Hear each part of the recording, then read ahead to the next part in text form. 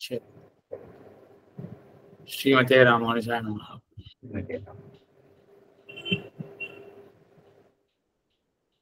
இப்ப நம்ம முதல் தர்க்க சாஸ்திரம் பத்தி பார்க்க போனோம்.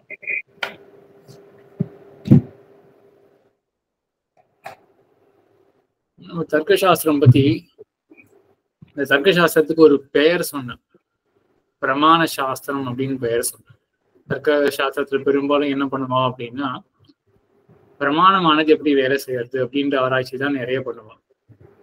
பிரமாணம் அப்படின்றது நம்ம தர்க்க சாஸ்திரத்துல 4 பிரமாணங்கள் என்று பார்த்தோம். அதுல முக்கியமா அனுமானம், அதாவது இன்ஃபரன்ஸ், அதை பத்தி ரொம்ப விபுலமாக ரொம்ப விஸ்தாரமாக ஆராய்ச்சி பண்ணியிருக்கா. நம்ம எப்படி இன்ஃபர் பண்றோம் அப்படின்றது. அதே போல சப்த பிரமாணம், ஒருத்தர் சொன்னா அடுத்தவருக்கு ஏன் புரியறது அப்படின்றதையும் நிறைய விசாரம் பண்ணியிருக்கா. இதுதான் தர்க்க சாஸ்திரத்தினுடைய அதுல இருந்து நம்ம ரொம்ப தெரிஞ்சுக்க வேண்டிய என்னன்னு சொன்னா இந்த அனுமானத்தை பத்தியும் சப்தத்தை பத்தியும். அதை பார்க்கறதுக்கு முன்னாடி எப்படி அந்த அனுமானம் சப்தம் அப்படின்றதுக்குள்ள நுழையறா அப்படின்னு அடிப்படையில என்ன பண்றான்னா, லோகத்துல இருக்கக்கூடிய பதார்த்தங்கள், லோகத்துல இருக்கக்கூடிய தத்துவங்கள் இருக்கு இல்லையா, அது என்னென்னலாம் அப்படின்னு ஆராய ஆரம்பிக்கிறாங்க. இப்போ நம்ம சம்பிரதாயத்துல எடுத்துட்டோம்னா நம்ம என்ன சொல்லுவோம், எவ்வளவு தத்துவங்கள் இருக்கு நம்ம சம்பிரதாயத்துல என்ன சொல்லுவோம், தத்வத்ரயம் அப்படின்னு சொல்லுவோம் இல்லையா. 3 தத்துவங்கள் இருக்கு நம்ம சம்பிரதாயத்துல. இது அப்போ எல்லா தத்துவங்களையும் நாம் இவ்வாறாக பிரிக்கிறோம். தத்துவத்திரயம், சித்து, அச்சித்து, ஈஸ்வரன் அப்படின்னு 3ஆ பிரிக்கிறோம். நியாய சித்தாந்தனத்துல வேதாந்தாச்சாரியர் மற்றொரு விதமாகவும் பிரிச்சு காட்டுற, திரவியம் அத்ரவியம் அப்படின்னு பிரிச்சு காட்டுற. லோகத்துல இருக்கக்கூடிய எல்லா பொருள்களையும் நம்ம 2 விதமா பிரிச்சிடலாம், திரவியம் அத்ரவியம் அப்படின்னு. அதுக்கப்புறம் அத்ரவியத்துக்குள்ள உட்பிரிவுகள்லாம் இருக்கும், திரவியத்துக்குள்ள உட்பிரிவுகள்லாம் இருக்கும் அப்படின்னு. இதுதான் நம்ம சம்பிரதாயத்திலையும் பண்ணக்கூடிய ஒரு விபாகம், தத்துவங்கள் எவை அப்படின்ற இந்த விபாகம் பண்றது. தார்க்கிகன் என்ன பண்றான்னா, அவனுடைய சித்தாந்தத்துக்கு அவன் இந்த மாதிரி யோசிச்சு வைக்கிறான். தத்துவங்கள்லாம் எப்படிப்பட்டது அப்படின்றத அவன் இப்படி பிரிக்க பார்க்கறான். 7ஆ பிரிக்கிறான் தத்துவங்கள்ல. திரவியம், குணம், கர்மம், சாமானியம், விசேஷம், சமவாக்கியம், அபாவம் அப்படின்னு 7ஆ பிரிக்கிறான். திரவியம் அப்படின்னா என்ன, லேப்டாப் எடுத்துட்டோம்னா அது ஒரு திரவியம். மேலும் நம்ம உட்பிரிவுகள்லாம் பார்க்கும்பொழுது ஒன்றும் கிளியராக ஆயிடும். இப்போதைக்கு லேப்டாப் ஒரு திரவியம், டேபிள், டெஸ்க், சேரு இதெல்லாமே திரவியங்கள் தான். சரி, அதே போல அடுத்தது குணம். குணம் அப்படின்றது அதனுடைய பண்பு. லேப்டாப் இருக்கு, லேப்டாப்பினுடைய நிறம் அப்படின்றது அதுவும் ஒரு தனி பொருள் தான், அதுவும் ஒரு தனி தத்துவம் தான். கருப்பு நிறம் அப்படின்னு சொல்றோம் இல்லையா, அதுவும் ஒரு தனி தத்துவம் தானே. ஆக அது குணம்ன்றது ஒரு தத்துவம். இந்த குணத்தையும் மேல 24 அவன் சொல்ல போறான். அதுல நம்ம புரிஞ்சுக்கிறதுக்கு ஒரு தத்துவம் எடுத்துப்போமே, ஒரு குணத்தை எடுத்துப்போம். நிறம், கலர் அப்படின்றது ஒரு குணம். அதே போல கர்மம், செயல் இருக்கு இல்லையா, அதுவே ஒரு தத்துவம் அப்படின்னு சொல்றான். இது பொதுவா எப்படி சொல்லலாம், இப்போ சயின்ஸ்ல எடுத்துட்டோம்னா அவன் என்ன பண்றா, சாலிடு, லிக்விடு, கேஸ், அப்புறம் பிளாஸ்மா அப்படின்னு ஒரு 4 விதமா எல்லா பொருள்களையும் பிரிக்கிறா இல்லையா. ஆனா அவர்களை கூட கலர் அப்படின்றத எங்க சேர்க்கிற அப்படின்றதுலாம் தெரியல. ஆனா கலர் அப்படின்றது ஒரு பொருள் தான். இப்போ வாட்டருக்கு கலர் இருக்கா இல்லையா அப்படின்னு ஆராயும் போது அப்போ கலர் அப்படின்றது ஒரு தத்துவம் இருக்கு அப்படின்றத நம்ம தெரிஞ்சுக்கணும் இல்லையா. இந்த தார்க்கிகன் என்ன பண்றான் அப்படின்னா, எப்படி லேப்டாப் அப்படின்னு ஒரு பொருள், ஒரு தத்துவம் இருக்கோ, அதே போலதான் லேப்டாப்புக்கு நிறம் இருக்கு. ஆக லேப்டாப்புடைய கலர், லேப்டாப் கிடையாது, லேப்டாப்புக்கு கலர் இருக்கு இல்லையா. அப்போ 2 தத்துவம் இருக்கு. லேப்டாப்னு ஒரு தத்துவம், அதனுடைய நிறம், கலர் அப்படின்றது மற்றொரு தத்துவம். அதுதான் குணம் அப்படின்றது. திரவியம், குணம் ஆச்சு. அதே போல அடுத்தது கர்மம். கர்மம்னா செயல், தொழில். லேப்டாப் கீழே விழுறது அப்படின்னு வச்சுக்கோமே, லேப்டாப் கருப்பு நிறம், அடுத்தது அது கீழே விழறதுன்னா இதுவும் ஒரு தத்துவம் தானே. லேப்டாப்புக்கு ஒரு செயல் ஏற்பட்டிருக்கு. லேப்டாப் இஸ் இன் மோஷன் அப்படின்னு சொல்லணும்னா இப்போ மோஷன் அப்படின்றது இதுவும் ஒரு தத்துவம் தானே. அதனால அதையும் ஒரு பொருளாக சேர்த்துக்கிறோம், அதுவும் ஒரு பதார்த்தமாக சேர்த்துக்கிறோம். கர்மம் அப்படின்றதும் பதார்த்தமாக ஆச்சு. அப்புறம் சாமானியம் அப்படின்னு. சரி, இதுவரையிலும் பதார்த்தம் அப்படின்னா என்னன்னு எல்லாருக்கும் ஒரு ஐடியா கிடைச்சதா? தத்துவம் அப்படின்றதுதான் பதார்த்தம்னா தத்துவம், பிசிக்கலா என்ன இருக்கும், உண்மை பொருள். இது வரைக்கும் யாருக்காவது சந்தேகமா? திரவியம், குணம், கர்மம் அப்படின்றதுலாம் வந்து இதெல்லாம் பிசிக்கல் ரியாலிட்டிஸ், இதெல்லாம் இருக்கின்ற தத்துவங்கள். இந்த சந்தேகம்னா மேல போறேன். திரவியம், குணம், கர்மம் அப்படின்றது வரைக்கும் சுலபமாக தான். இது வந்து புலனுக்கு புறப்படுறதா இருக்கிறது பிரத்யட்சமா. ஆமா, அது மட்டும் கிடையாது. அது வெறும் புலன்களுக்கு புலப்படுறது மட்டும் கிடையாது. சிலதெல்லாம் நம்ம இன்ஃபர் பண்ணாலும் அதுவும் பிசிக்கல் ரியாலிட்டி தானே. அப்போ எல்லா பிரமாணங்களுக்கு புலன் அப்படின்றது வந்து எல்லா பிரமாணங்களையும் சேர்த்துக்கிட்டோம்னா பிரமாணத்தினால தெரியப்படக்கூடிய பிசிக்கல் ரியாலிட்டிஸ், தத்துவங்கள், இதுதான் பதார்த்தம். சரி, ஆக அடுத்தது சாமானியம் அப்படின்றது. சாமானியம் அப்படின்றது பொதுத்தன்மை. 100 குடங்கள் இருக்கு அப்படின்னு வச்சுக்கோமே, 100 குடங்கள்ல ஒரு பொதுவான தன்மை இருக்கு. குடத்தன்மை அப்படின்றது ஒரு பொதுவான தன்மை, அதுதான் சாமானியம் அப்படின்னு. இதுவும் ஒரு பிசிக்கல் ரியாலிட்டி அப்படின்னு அவன் சொல்றான். நையாயிக்கன் சொல்றது வந்து சாமானியம் அப்படின்னு ஒரு தத்துவம் இருக்கு அப்படின்னு. இதை மேற்கொண்டு அவன் எப்படி எஸ்டாப்ளிஷ் பண்றான் அப்படின்றத மேற்கொண்டு பார்ப்போம். ரொம்ப ஆச்சரியமா இருக்கும் சொல்லக்கூடிய அந்த எப்படி அவன் போற அந்த பாதை இருக்கு இல்லையா, ரொம்ப ஒரு உத்பாதகமாக இருக்கும், என்லைட்டனிங்கா இருக்கும் சாமானியம் அப்படின்றது. சரி, 4வது வந்து சாமானியம். இது எல்லாருக்கும் புரிஞ்சிருக்கும்னு நினைக்கிறேன். இப்போதைக்கு நம்ம என்ன தெரிஞ்சுக்கணும்? சாமானியம்னா பொதுத்தன்மை. 100 குடங்கள் இருந்ததுன்னா 100 குடத்திலையும் குடத்தன்மை அப்படின்னு ஒரு பொதுவான தன்மை இருக்கு அப்படின்னு அது மட்டும் இப்ப தெரிஞ்சுக்கலாம். அப்புறம் விசேஷம் அப்படின்றது சிறப்பு தன்மை. ஒவ்வொரு பொருளுக்கு அதனுடைய யூனிக் கேரக்டரிஸ்டிக்கா ஒண்ணு இருக்கு. ஸோ அதுவும் ஒரு பிசிக்கல் ரியாலிட்டி. சரி, இந்த யூனிக் கேரக்டரிஸ்டிக் வந்து எல்லாத்துலயும் இருக்குமா, எதுல இருக்கும் அப்படின்ற விசாரம்லாம் நம்ம மேல இன்னும் டீட்டெயில்டா பார்ப்போம். இப்போதைக்கு இதோட தெரிஞ்சுப்போம். இதுவும் ஒரு தத்துவமாக இருக்கு, விசேஷம் அப்படின்றது ஒரு தத்துவமாக இருக்கு அப்படின்றத தெரிஞ்சுப்போம். அப்புறம் 6வது வந்து சமவாயம் அப்படின்ற ஒரு தத்துவம். சமவாயம்ன்றது என்னன்னா சம்பந்தம்.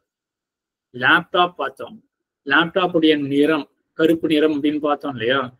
இந்த நையாயிக்கன் என்ன சொல்றான் அப்படின்னா லேப்டாப்புக்கும் அதனுடைய நிறத்துக்கும் ஒரு தொடர்பு வேணுமே, ஒரு சம்பந்தம் வேணுமே அப்படின்னு சொல்றான். அந்த சம்பந்தம் தான் சமவாயம். இதுவும் ஒரு பிசிக்கல் ரியாலிட்டி, இது ஒரு தத்துவமாக இருக்கு. இது புரிஞ்சதா எல்லாருக்கும்? சமவாயம் அப்படின்றது என்னது? ஒரு தொடர்பு, ஒரு சம்பந்தம். எதுக்கு நடுவுல தொடர்பு? ஒரு பொருள் இருக்கு, அதனுடைய நிறம் இருக்கு, அந்த பொருளுக்கும் அந்த திரவியத்துக்கும் நிறத்துக்கும் இடையில் உள்ள ஒரு சம்பந்தம், அதுதான் சமவாயம் அப்படின்ற சம்பந்தம். இப்படி வேணா யோசிச்சு பாருங்களேன். 2 பேர் இருக்கா, அவன் மத்தியில ஒரு தடி இருக்கு. இப்ப 2 பேர் பிசிக்கலா இருக்கார்கள், அவர்கள் மத்தியில ஒரு லிங்காக தடி தண்டம் இருக்கு. அதே மாதிரிதான் லேப்டாப் இருக்கு, திரவியம், அதனுடைய நிறம் இருக்கு, அது 2த்துக்கு நடுவில் இருக்கக்கூடிய சம்பந்தம், ஒரு சம்பந்தம் இருக்குன்னு இவன் சொல்றான். ஏன் அப்படி ஒத்துக்கணும் அப்படின்றத நம்ம மேல எஸ்டாப்ளிஷ் பண்ணுவோம். இப்போதைக்கு நம்ம இதுவும் ஒரு பிசிக்கல் ரியாலிட்டியாக தெரிஞ்சுப்போம். இவனுடைய மதத்துல நம்மளாம் இதெல்லாம் ஒத்துக்க போறது கிடையாது, ராமானுஜ சம்பிரதாயத்துல இதெல்லாம் ஒத்துக்க போறது கிடையாது.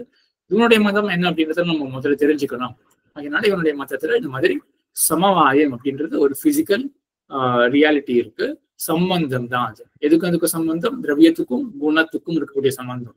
மீறி ஒரு 4 பேர்ஸ் இருக்கு. திரவியம் குணம்ன்றது ஒரு இணை, அது ஒரு பேர். இந்த 2 பேருக்கும் சமவாயம் அப்படின்ற சம்பந்தம் இருக்கு. அதே போல மற்ற இன்னொரு 4 பேர் இருக்கு, அந்த பேருக்கு நடுவுலையும் சமவாயம் அப்படின்றது சம்பந்தம். அப்புறம் அபாவம், இது ரொம்ப ஒரு இன்ட்ரெஸ்டிங்கான கான்செப்ட் இவன் சொல்றது. அபாவம் அப்படின்றது ஒரு பிசிக்கல் ரியாலிட்டியா சொல்றோம். அபாவம் என்ன அப்படின்னா இன்மை இருக்கு இல்லையா, ஆப்சன்ஸ், அதுவே ஒரு பிசிக்கல் ரியாலிட்டியா சொல்றோம். இப்போ ஒரு ரூம்ல ஸ்விட்சை போடுறோம். ஸ்விட்சை போட்டா ஒளி வருதா, லைட் வருதா? லைட்டுன்றது ஒரு பிசிக்கல் ரியாலிட்டி தானே. லைட்ன்றது வந்து நம்ம சயின்ஸ் படி பார்த்தோம்னா அது வேவாவும் சொல்றா, இல்லாட்டி பார்ட்டிகல், ஃபோட்டான் அப்படின்னாவும் சொல்றா, ஏதோ ஒன்று பார்ட்டிகளோ வேவோ, அது ஒரு பிசிக்கல் ரியாலிட்டி இல்லையா லைட்டுன்றது. அதுல யாருக்கும் சந்தேகம் இருக்காது. ஒளி அப்படின்றது ஒரு உண்மையான தத்துவம் தான். அப்போ ஸ்விட்சை போட்ட உடனேயே அந்த ரூம்ல ஒளி வந்து சேர்றது இல்லையா. சரி, இப்போ லைட்டை ஸ்விட்சை ஆஃப் பண்றோம். ஸ்விட்சை ஆஃப் பண்ண உடனேயே அங்க என்ன வருது? ஸ்விட்சை ஆஃப் பண்ண உடனேயே அங்க டார்க்னஸ், டார்க்னஸ் அப்படின்றது இருக்கு இல்லையா. இப்போ மறுபடியும் வேற ஏதோ ஒரு ஸ்ரீதரன் சுவாமி ஏதாவது சொல்லணும். ஒளியினோட அபாவம் வருது சுவாமி. அந்த டார்க்னஸ் அப்படின்றது இருக்கு இல்லையா, அது என்னது நீ என்ன சொல்றான் அப்படின்னா அது ஒளியினுடைய அபாவம். அப்போ ஒரு ஆப்சன்ஸ் ஆஃப் லைட். அப்போ லைட்ன்றது ஒரு பிசிக்கல் என்டிட்டியா நம்ம ஒத்துண்டோம் இல்லையா. சுவிட்சை போட்டோன்னே லைட் வந்தது அப்படின்னா, அதே போல லைட் அணைச்ச உடனே, அதாவது சுவிட்சை அணைச்ச உடனே அங்க ஒரு புது தத்துவம் அங்க வருது. அது அபாவம் அப்படின்றது ஒளியினுடைய அபாவம். ஆக ஆப்சன்ஸ், அதனுடைய ஒரு நான் எக்ஸிஸ்டன்ஸ் அப்படின்றது இருக்கு இல்லையா, அதுவே ஒரு தத்துவம், ஒரு பிசிக்கல் ரியாலிட்டி, அதுவே ஒரு தத்துவம் அப்படின்னு இவன் இந்த மாதிரி 7 தத்துவங்களை பிரிக்கிறான் முதல்ல. சரியா? மேல போலாமா? இதுல யாருக்காவது ஏதாவது சந்தேகம் இருக்கா?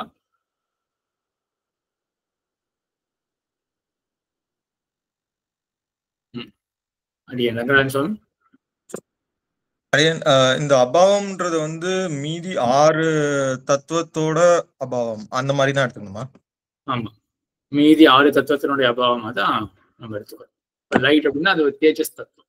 ஸோ தேஜஸினுடைய அபாவம், அதனுடைய அபாவம் அப்படின்னு எடுத்துக்கணும். சரி, ஒவ்வொரு தத்துவத்துக்கும் 7 குணங்கள் இருக்கா? ஒவ்வொரு தத்துவத்திலையும் 7 அந்த 7 குணங்கள் இருக்குமா? அது குணம், கர்மம் எல்லாமே கண்டிப்பா இருக்கணுமா? அப்படி கிடையாது, அப்படி இல்லை. நம்ம 7 குணங்கள் பார்க்க, அதாவது இந்த லோகத்தை எடுத்துட்டு லோகத்துல பிசிக்கலா என்னென்னலாம் ரியாலிட்டிஸ் இருக்கு, அதான் தத்துவங்கள்.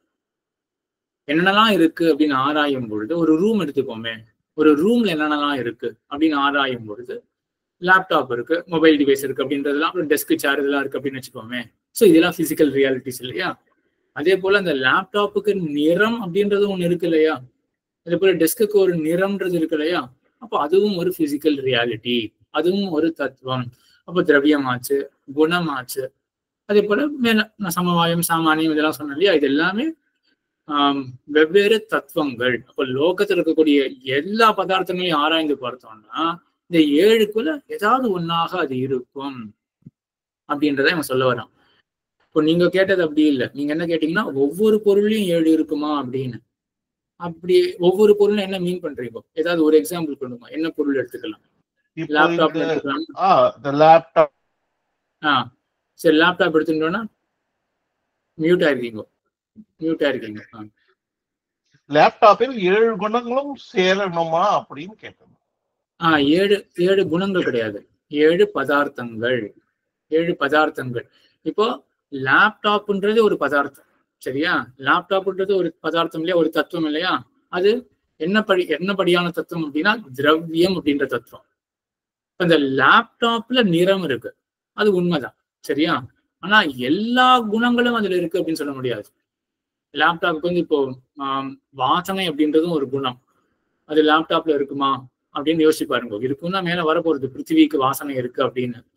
லேப்டாப்ல அதே போல அந்த ஒரு ஔஷ்ணியம் அப்படின்றது ஒரு குணம், அது லேப்டாப்ல இருக்கா? அது கிடையாது. இந்த ஒரு ஹாட்னஸ் இருக்கு இல்லையா, அதுவும் ஒரு விதமான குணம் தான், அது லேப்டாப்ல கிடையாது. அதனால எல்லாமே ஒரு இடத்துல இருக்கணும் அப்படின்றது கிடையாது. நம்ம எப்படி போறோம் அப்படின்னா என்னென்ன லோகத்துல இருக்கக்கூடிய தத்துவங்களோ அதை நம்ம எப்படி கிளாசிஃபை பண்றோம். இப்போ புரியுறதா? இப்படியான வச்சுக்கோங்களேன், இப்போ சாலிட், லிக்விடு, கேஸ், பிளாஸ்மா அப்படின்னு 4 எல்லாத்தையும் கிளாசிஃபை பண்றான் இல்லையா? இப்போ ஒன்னே ஒண்ணு வந்து சாலிட் லிக்விடாகவும் இருக்கு அப்படின்னு சொல்ல முடியுமா? உலகத்துல இருக்கக்கூடிய பொருள்கள் எல்லாத்தையும் சயின்டிஸ்ட் வந்து இப்படிதான் கிளாசிஃபை பண்றான். அதே போலதான் இங்க இருக்கக்கூடிய தத்துவங்கள் எல்லாத்தையும் நம்ம இந்த மாதிரி கிளாசிஃபை பண்றோம். புரிஞ்சுதா? சரி. சரி சரி, வேற யாருக்கா ஏதாவது சந்தேகம் இருக்கா இதுல?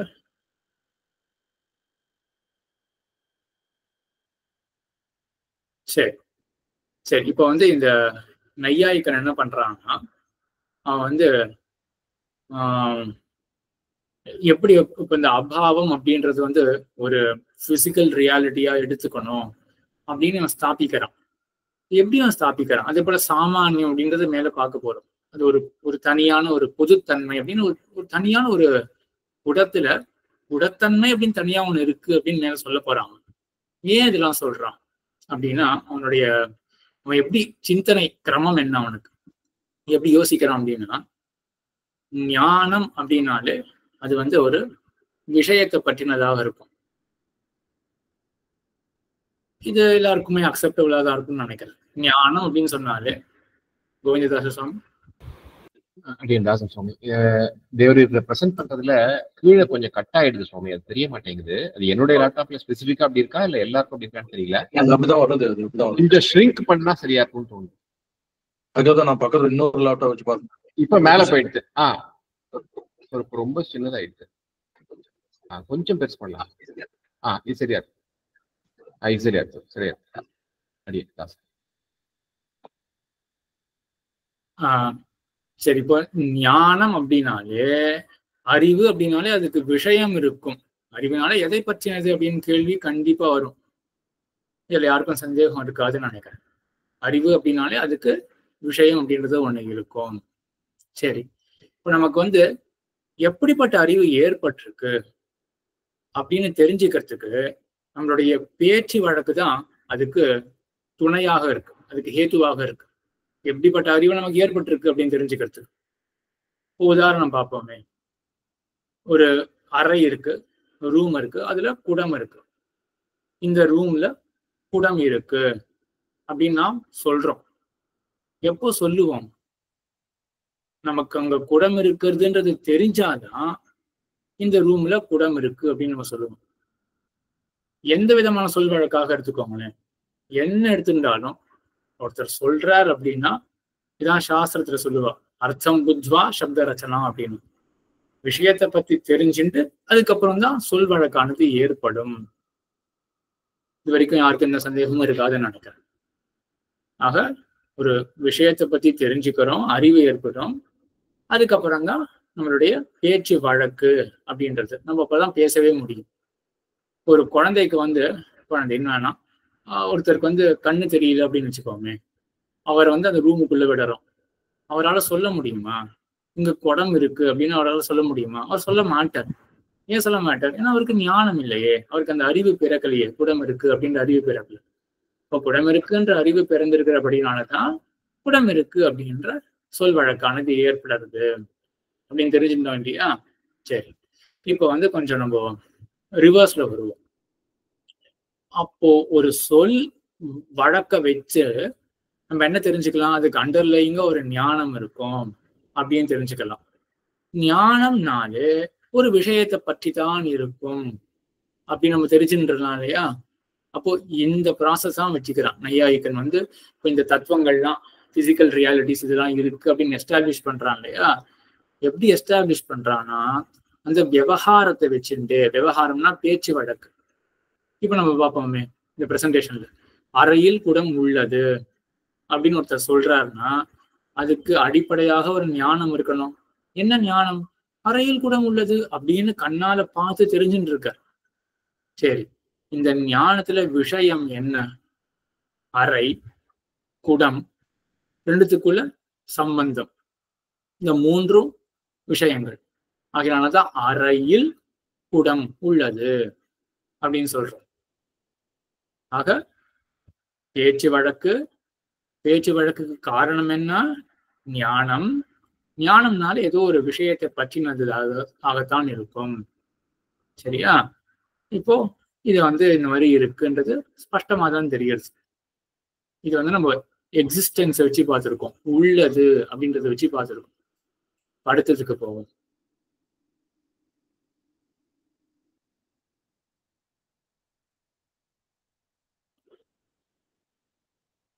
அடுத்ததுக்கு போனோம்னா இங்க என்ன இருக்கு? இங்க விவகாரம், பேச்சு வழக்கு என்ன இருக்குன்னா, இப்போ கண்ணு தெரிஞ்ச வரையே நம்ம மற்றொரு அறைக்குள்ள புகுற விடுறோம். அங்க குடமே இல்லை. அப்ப அவர் என்ன சொல்றார்? அறையில் குடம் இல்லை அப்படின்னு சொல்றார். அறையில் குடம் இல்லைன்றது பேச்சு வழக்குக்கு என்ன காரணமாக இருக்கும்? ஒரு ஞானமானது இருக்கும். அப்போ இல்லை அப்படின்னு சொல்லணும்னா நம்ம ஏதோ ஒண்ணு தெரிஞ்சுட்டு இருக்கோம். குடம் இன்மை அப்படின்றத ஒரு விஷயத்தை பத்தி தான் நமக்கு அறிவே ஏற்பட்டிருக்கு. அப்போ குடமின்மை அப்படின்னு ஒரு பிசிக்கல் ரியாலிட்டி ஒண்ணு இருக்கணும் இல்லையா? ஒரு தத்துவம் இருக்கணும் இல்லையா? ஏன்னா விஷயம் இருந்தாதான் நமக்கு ஒரு ஞானம் ஏற்படும். அந்த ஞானம் இருந்தாதான் அதுக்கு தகுந்தவாறு நமக்கு பேச்சு வழக்கு இருக்கும் அப்படின்றது முன்னாடி எஸ்டாப்ளிஷ் பண்ணியாச்சு. இப்ப நம்ம ரிவர்ஸ்ல வரும். இந்த அறையில் குடம் இல்லை அப்படின்னு சொல்லும் பொழுது நீங்களே யோசிச்சு பாருங்க, இங்க என்னென்னலாம் விஷயம்? இந்த அறை, அப்ப அறைன்றது விஷயமாக இருக்கு. அதே போல குடம் இல்லை, அது விஷயமாத்தானே இருக்கு. அந்த விஷயத்தை பத்தின ஞானம் இருக்கிறதுனால தானே நம்ம இந்த மாதிரி பேச்சு வழக்கிலேயே ஈடுபடுறோம். ஆக எப்படி அறையில் குடம் உள்ளது அப்படின்னு சொல்லும் பொழுது யாருக்குமே எந்த மறுப்புமே எழல. அறைன்றது ஒரு விஷயம், இந்த அறைனா ரூம்ன்றது ஒரு விஷயம், குடம்ன்றது விஷயம் அப்படின்ற அந்த அம்சத்துல யாருக்குமே மறுப்பு எழல. அதே போலதான் அறையில் குடம் இல்லை அப்படின்னு ஒருத்தர் சொல்றாருன்னா அப்போ ஏதோ ஒரு விஷயத்தை பத்தி தெரிஞ்சுட்டுதான் சொல்றாரு. எதை பத்தி தெரிஞ்சுக்கிறார் அப்படின்னா அதுதான் அபாவம், குடமின்மை. இப்போ குடமின்மைன்னு ஒரு பொருள் இருக்கு, இதான் அந்த குடமின்மைன்ற பொருள் இருக்கு. அதை இருக்கிறதுனாலதான் அதை பற்றின ஞானமே ஏற்பட்டிருக்கு. குடமின்மை அப்படின்ற ஞானம் ஏற்பட்டிருக்கு. அதுக்கப்புறம் நம்ம அதை பத்தி பேசுறோம். அறையில் குடம் இல்லை அப்படின்னு நம்மளுடைய பேச்சு வழக்கு இருக்கு. சரியா? இதுதான் இப்போ இப்படி வச்சுருந்தாங்கன்னா நம்ம அபாவம்ன்றது ஒரு பிசிக்கல் ரியாலிட்டி ஒண்ணு, நான் எக்ஸிஸ்டன்ஸ் அப்படின்றது ஒரு பிசிக்கல் ரியாலிட்டி, ஒரு தத்துவம் அது அப்படின்னு நம்ம எஸ்டாப்ளிஷ் பண்றோம். இவன் எஸ்டாப்ளிஷ் பண்றான், எம்பெருமானார் எல்லாம் கண்டிக்க போறாரு. அது நம்ம மேற்கொண்டு பார்ப்போம் கடைசியில். அதெல்லாம் நையாயிக்கனுடைய அவனுடைய தாட் ப்ராசஸ் இதுதான். இந்த மாதிரி ஒண்ணு இல்லை அப்படின்னு ஒரு தத்துவம் உலகத்துல இருக்கு அப்படின்னு நல்லா ஞாபகம் வச்சுக்கோங்க, நல்லா கவனிச்சுக்கோங்க. இல்லை என்ற தத்துவம் உலகத்தில் இருக்கு அப்படின்றதுதான் நையாயிக்கனுடைய கூற்று. ஸ்ரீதரன் சுவாமி, ஒரு சந்தேகம். குடமின்மை அப்படின்றதுக்கு குடத்தை பத்தினே ஒரு ஞானம் இருக்கணும்ல? அப்பதானே அப்பனா குடம் இன்மைக்கு குடம்ன்ற ஒரு ஞானம் வேணும், குடமின்மைன்ற ஒரு ஞானம் வேணும் ஆயிடுறது இல்ல சுவாமி? ஆமா, அப்படிதான். ஆனா கடைசியில என்ன இருக்கு? இப்போ குடமின்மைன்ற ஒரு ஞானம் இருக்குன்றது நம்ம ஒத்துந்தான ஆரம். நையாய்க்கு என்ன ஒத்துப்பான் அப்படின்னா, ஒரு சின்ன குழந்தைய அவன் அந்த அறைக்குள்ள ஆக்ஷன் பண்ணானா அந்த குழந்தைக்கு இந்த ஞானம் ஏற்படாது. இந்த அறையில் குடம் இல்லை அப்படின்ற ஞானம் அந்த குழந்தைக்கு ஏற்படாது. ஏன் ஏற்படாது? ஏன்னா அந்த குழந்தைக்கு குடத்தை பத்தியே தெரியாது. ஆனா குடத்தை பத்தி தெரிஞ்ச ஒருத்தர் அந்த அறைக்குள்ள போனாருன்னா அவர் குடத்தை பத்தியும் யோசிக்கிறார். குடத்தை பத்தின ஸ்மரணம் அவருக்கு ஏற்படும் பொழுது அவருக்கு கூடவே என்ன ஞானம் ஏற்படுறது? குடம் இல்லை அப்படின்ற ஞானம் ஏற்படுறது. ராஜேஷ் அடியே புரிஞ்சல சுவாமி? ஸ்ரீதரன் சுவாமி புரிஞ்சு சுவாமி. எல்லாருக்குமே புரிஞ்ச ஆழமான கேள்வி இது. குடம் அதாவது மறுபடியும் நான் ரிப்பீட் பண்றது என்ன அப்படின்னா, இப்போ இந்த குடம் இல்லை அப்படின்னு நம்ம தெரிஞ்சுக்கணும் இல்லையா? இந்த குடம் இல்லை அப்படின்னு தெரிஞ்சுக்கிறது, அதுக்கு நமக்கு குடத்தினுடைய ஸ்மரணம் வேணும். அது நம்ம அக்செப்ட் பண்ணியாச்சு, குடத்தினுடைய ஸ்மரணம் வேணும் அப்படின்னு. ஆனா குடம்ன்ற பிசிக்கல் ரியாலிட்டி இருக்குன்றதுல யாருக்குமே கொஸ்டினே கிடையாது. குடத்தினுடைய ஸ்மரணம் ஏற்பட்ட அப்புறம் நமக்கு இன்னொரு அறிவு ஏற்படுறது. என்ன அறிவு ஏற்படுறது? குடமில்லை அப்படின்ற அறிவு ஏற்படுறது இல்லையா? அந்த அறிவுக்கு என்ன விஷயம் அப்படின்னா, இப்போ குடமின்மை அப்படின்னு ஒரு பிசிக்கல் ரியாலிட்டி, ஒரு தத்துவம் இருக்கு அப்படின்னு எடுத்துன்னு போறாங்க. அடியன் ராஜேஷ் சுவாமி. அடியன் சுவாமி, ஆக்சுவலி இப்ப ஒரே நிமிஷம், யாரு வந்தாலும் ஸ்ரீதரன் சாமி கிட்ட சொல்லணும்னு யார் வந்தாலும் அவசியம் வீடியோல வரணும். எனக்கு யார் என்னன்றது கொஞ்சம் தெரியணும். யார் சாமி கேள்வி பேசுவோம். வீடியோல ஆக்சுவலி இப்ப குடம் இருக்குங்கிற ஒரு நம்ம ஒரு விஷயத்தை அப்படியே ஒரே நிமிஷம். இந்த சரி சரி, அதான் திருமண ஒண்ணும் இல்ல, சமிக்கணும். இது வந்து கொஞ்சம் இதுவா போறதுனால சட்டுலாம் ஒண்ணு போட்டல இல்லையா? ரொம்ப சந்தோஷம், ரொம்ப சந்தோஷம். ரொம்ப சொரூபத்துலதான் இருக்கு. ரொம்ப சந்தோஷம், ரொம்ப சந்தோஷம், ரொம்ப சந்தோஷம். அடி ராஜேஷ் குடம் இருக்குங்கிற ஒரு இப்ப 2 பிக்சர் இருக்கு இதுல பாத்தீங்கன்னா. குடம் இருக்குங்கிற ஒரு பிக்சர் வச்சுதான் நீங்க 2வது அறையில எதுவுமே கிடையாது, குடம் இல்லைங்கிற ஒரு கான்செப்டே வருது. அதுக்கு இருக்கு ஃபர்ஸ்ட் அறையில குடம் இருக்குங்கிறத வச்சுதான் ஒரு, ஏன்னா நீங்க 2வது அறைக்கு ஃபர்ஸ்ட் பிக்சரை விடுத்துட்டு நீங்க பாத்தீங்கன்னா அந்த குடம்ன்றது கிடையாது. இனி எந்த பொருளான இல்லாம இருக்கலாம், ஏதாவது பொருளே இல்லைங்கிறதா ஒரு கான்செப்ட். கரெக்ட் கரெக்ட் கரெக்ட், ரொம்ப கரெக்ட். காரணம் என்ன? ரொம்ப கரெக்ட், ரொம்ப கரெக்ட். அதுக்காக தான் இப்ப இந்த குழந்தை ஒரு உதாரணம் எடுத்துப்போமே. இப்போ குழந்தைக்கு வந்து குடத்தை பத்தி தெரியலன்னு வச்சுப்போமே, அப்ப அதுக்கு குடம் இல்லை அப்படின்ற ஞானம் ஏற்படாது. நையாயிக்கன் என்ன சொல்ல வரான் அப்படின்னா, இப்ப இந்த எதுவுமே இல்லைன்றது ரொம்ப கரெக்டான பாயிண்ட். சரியா? அந்த அறையில இப்ப எதுவுமே இல்லை இப்படி வச்சுப்போமே, குடம் இல்லை அப்படின்னு சொல்லணும்னா அப்ப குடமின்மை பற்றின ஞானம் இருந்தா தான் சொல்ல முடியும் இல்லையா? இப்ப அதை அறையை பார்த்து இன்னொருத்தர் வந்து இங்க டேபிள் இல்லை அப்படின்னு சொல்றாரு அப்படின்னு வச்சுப்போமே, அப்போ டேபிள் இல்லைன்ற அபாவமும் இருக்கு. இதான் நையாயிக்கன் சொல்றான். அப்ப அந்த ரூம்ல ஆக்சுவலா என்ன தெரியுமா இருக்கு? எல்லா விதமான அபாவமும், லேப்டாப் அபாவம், செல்போன் இன்மை, குடமின்மை, ஃப்ரிட்ஜு இன்மை, எல்லா இன்மையும் இருக்கு. அப்படி இருக்கிறதுனாலதான் நம்மளால அந்த ஒரு ரியாலிட்டிய மைண்டால ஆக்சஸ் பண்ணி அதுக்கப்புறம் இங்க லேப்டாப் இல்லையே, இங்க டெஸ்க் இல்லையே, இந்த ரூம்ல ஒண்ணுமே இல்லையே அப்படின்லாம் எப்போ சொல்ல முடியும்னா, நம்ம மைண்டால இந்த ஆப்சன்ஸ் அப்படின்ற அந்த பிசிக்கல் ரியாலிட்டியை நம்ம ஆக்சஸ் பண்ணதுனாலதான் நம்மளால இங்க ஒண்ணுமே இல்லை அப்படின்னு அந்த வார்த்தையை சொல்ல முடியறது அப்படின்னு போறோம். ரொம்ப சரியான கேள்வி. ஏன்னா அந்த ரூம்ல ஒண்ணுமே இல்லையே, எது குடத்தை எடுக்கணும் அப்படின்னா குடம் தான் நமக்கு ஞாபகம் வந்திருக்கு. ஸோ இப்போ என்ன ப்ராசஸ் நமக்கு ஞாபகம் வச்சுக்கணும் தெரியுமா? இப்போ அந்த ஒருத்தர் அந்த ரூம்குள்ள போறாரு இல்லையா, ரூம்குள்ள போன உடனே அவருக்கு குடத்தை பத்தின ஞாபகம் வருது. இந்த குடத்தை பத்தின ஞாபகம் வந்ததுனால அடுத்த ஸ்டெப்பா அவருக்கு எதை பத்தின ஞானம் வருது? இதுதான் சரியான பாயிண்ட், பிடிச்சா சொல்லணும். இப்போ குடத்தை பத்தின ஞாபகம் வந்த அப்புறம் குடமின்மையே பற்றின ஞானம் வருது. அதனாலதான் குடமில்லை அப்படின்னு அவரால் சொல்ல முடியறது. அப்போ குடமின்மைன்றது ஒரு பிசிக்கல் ரியாலிட்டி அந்த ரூம்ல இருக்கு அப்படின்னு சொல்றோம். சரி, நல்ல கேள்வி. வேற யாரோ கை தூக்கியிருந்தாலே? சம்பத்குமார் சார். இப்போ அந்த முன்னாடி இருந்துச்சுன்னா அப்போதான் அபாவம் அது வருது. முன்னாடி அங்கே குடம் இருந்தது, அதனாலதான் இப்போ இல்லைன்னு சொல்றோம். முன்னாடி இல்லைன்னா அப்பவும் அபாவம் வருது. அதாவது அந்த ரூம்ல குடம் ஏற்கவே இருக்கு, அப்போ குடமின்மை அப்படின்ற பிசிக்கல் ரியாலிட்டி இருக்கா இல்லையா அப்படின்னு கேள்வியா? அப்படி வச்சுக்கலாமா? இல்ல இல்ல அடிக்க, குடம் முன்னாடி இருந்துச்சு அடிக்க, இப்போ இல்ல, அதனால குடத்துக்கு அபாவம் சொல்றோம். லேப்டாப் அங்கே முன்னாடியும் இல்ல, இப்பவும் இல்ல, அதையும் அபாவமா வருதா இல்லையா? அதுவும் ஒரு அபாவம் தான், அதுவும் ஒரு அபாவம் தான். இப்போ முன்னாடி குடம் அங்க இருந்ததே இல்லை அப்படின்றதும், லேப்டாப் முன்னாடி இருந்தது இல்லை அப்படின்றதும் அதுக்கு பாக்குறவனுக்கு ஒரு வாசி, அவனுக்கு ஒரு டிஃபரன்ஸ் இருக்காது இல்லையா? ஸோ அவன் லேப்டாப்புடைய ரிமெம்பரன்ஸ் வரும், ஞாபகம் வரும், ஸ்மிருதி வரும். லேப்டாப் வந்து அவன் கண்ணில் தென்படலாம். ஸோ அடுத்த க்ஷணம் அவனுக்கு என்ன ஏற்படும் அப்படின்னா லேப்டாப் இல்லை அப்படின்ற ஞானம் ஏற்படும். ஸோ அவன் வந்து முன்னாடி இருந்ததா இல்லையா அப்படின்லாம் யோசிக்க மாட்டான், கூட முன்னாடி இருந்ததா இல்லையா அப்படின்லாம் யோசிக்க மாட்டான். அந்த நேரத்துல லேப்டாப்புடைய ஸ்மரணம் இல்லாட்டி குடத்தினுடைய ஸ்மரணம், எதிரில் லேப்டாப்பு தெரியல, அதனால வந்து லேப்டாப் இல்லை குடம் இல்லை அப்படின்ற ஞானம் அவனுக்கு வருது. அப்ப என்ன காட்டுறதுன்னா லேப்டாப்புடைய ஆப்சன்ஸ் அப்படின்றது ஒரு பிசிக்கல் ரியாலிட்டி அங்க இருக்கு அப்படின்றத காட்டுறது.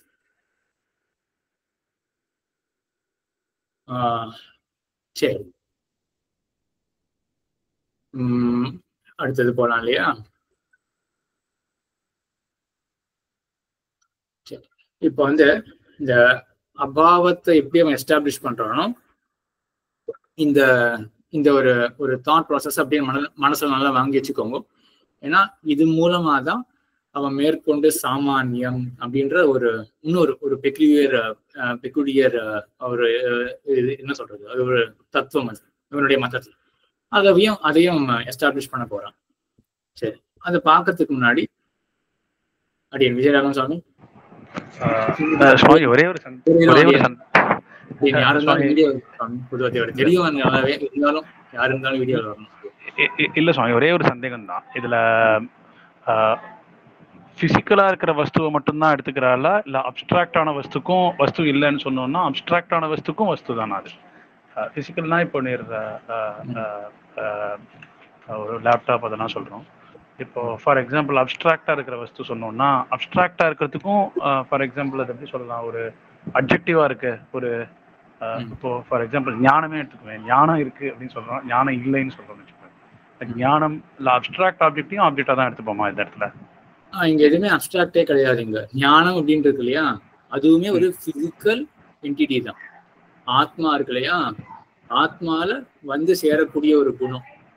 லேப்டாப்புக்கு எப்படி இந்த நிறம் இருக்கோ அதே போல ஆத்மாவுக்கு ஒரு குணமாக ஞானம் அப்படின்றது இருக்கு. ஸோ இவனுடைய மதத்துல அப்டிராக்ட் அப்படின்னு ஆக்சுவலாக நம்ம அப்டிராக்ஷன் தான் நம்ம என்ன சொல்லுவோம், ரொம்ப கீழே டிஃபைன்டா போகாம மேல இருக்கக்கூடிய சில லேயர் தான் அப்டிராக்ட் லேயர் அப்படின்னு சொல்லுவோம். நமக்கு ஒரு பிசிக்கல் ரியாலிட்டி இருக்கு இல்லையா, நம்ம சில தன்மைகளை விட்டுட்டோம் அப்படின்னா அப்படிதானே தெரியுது. அப்டிராக்ஷன் அப்படின்றதுனாலே சில தன்மைகளை விட்டுடுறோம், ஆனா வேற தன்மைகள்லாம் இருக்குல்ல எப்படியுமே. இப்போ ஞானம் வந்து அப்டிராக்ட் அப்படின்னா நம்ம என்ன மீன் பண்ணலாம், கண்ணால பார்க்க முடியலையே ஞானத்தை, ஆனா நேர பார்த்து தெரிஞ்சுக்க முடியலையே அந்த மாதிரி. ஆனா நேர பார்த்து தெரிஞ்சுக்க முடியாது கூட அந்த ஞானம் அப்படின்றது மனசனால உணர முடியாது. அது ஆத்மாவுக்கு ஒரு பண்பாக இருக்கு. குணம் அப்படின்ற இதுல அந்த ஞானம்ன்றது சேரும். இப்படிலாம் கேள்வி வச்சுக்கலாம். இப்போ ஞானம்ன்றது ஒரு அப்டிராக்ட் ரியாலிட்டியாச்சு, அது இந்த 7 பதார்த்தத்துக்குள்ள சேருமா? பார்த்துட்டு இருக்கிறது வந்து 7 தத்துவங்கள். லோகத்தெல்லாம் 7ஆக பிரிக்கிறார் இந்த நையாயிக்கன் அப்படின்றவர். ஸோ ஞானம் அப்படின்றது அது ஒரு பிசிக்கல் ரியாலிட்டியா, அது எங்க சேர்க்கறது, அதுல இந்த 7 அடங்குமா அப்படின்னா அதுவும் ஒரு பிசிக்கல் ரியாலிட்டியே தான். அதுவும் ஆத்மாவுக்கு உண்டாகக்கூடிய ஒரு பண்பு, அதுவும் ஒரு குணம் தான், ஆத்மாவுக்கு ஏற்படக்கூடிய ஒரு குணம். கேள்வி பதில் வந்துதான் வந்துட்டு அது வந்து குணத்துல சேர்ந்துரும், திரவியத்துல சேராது, குணத்துல சேர்ந்துரும். குணத்துல சேர்ந்துரும்.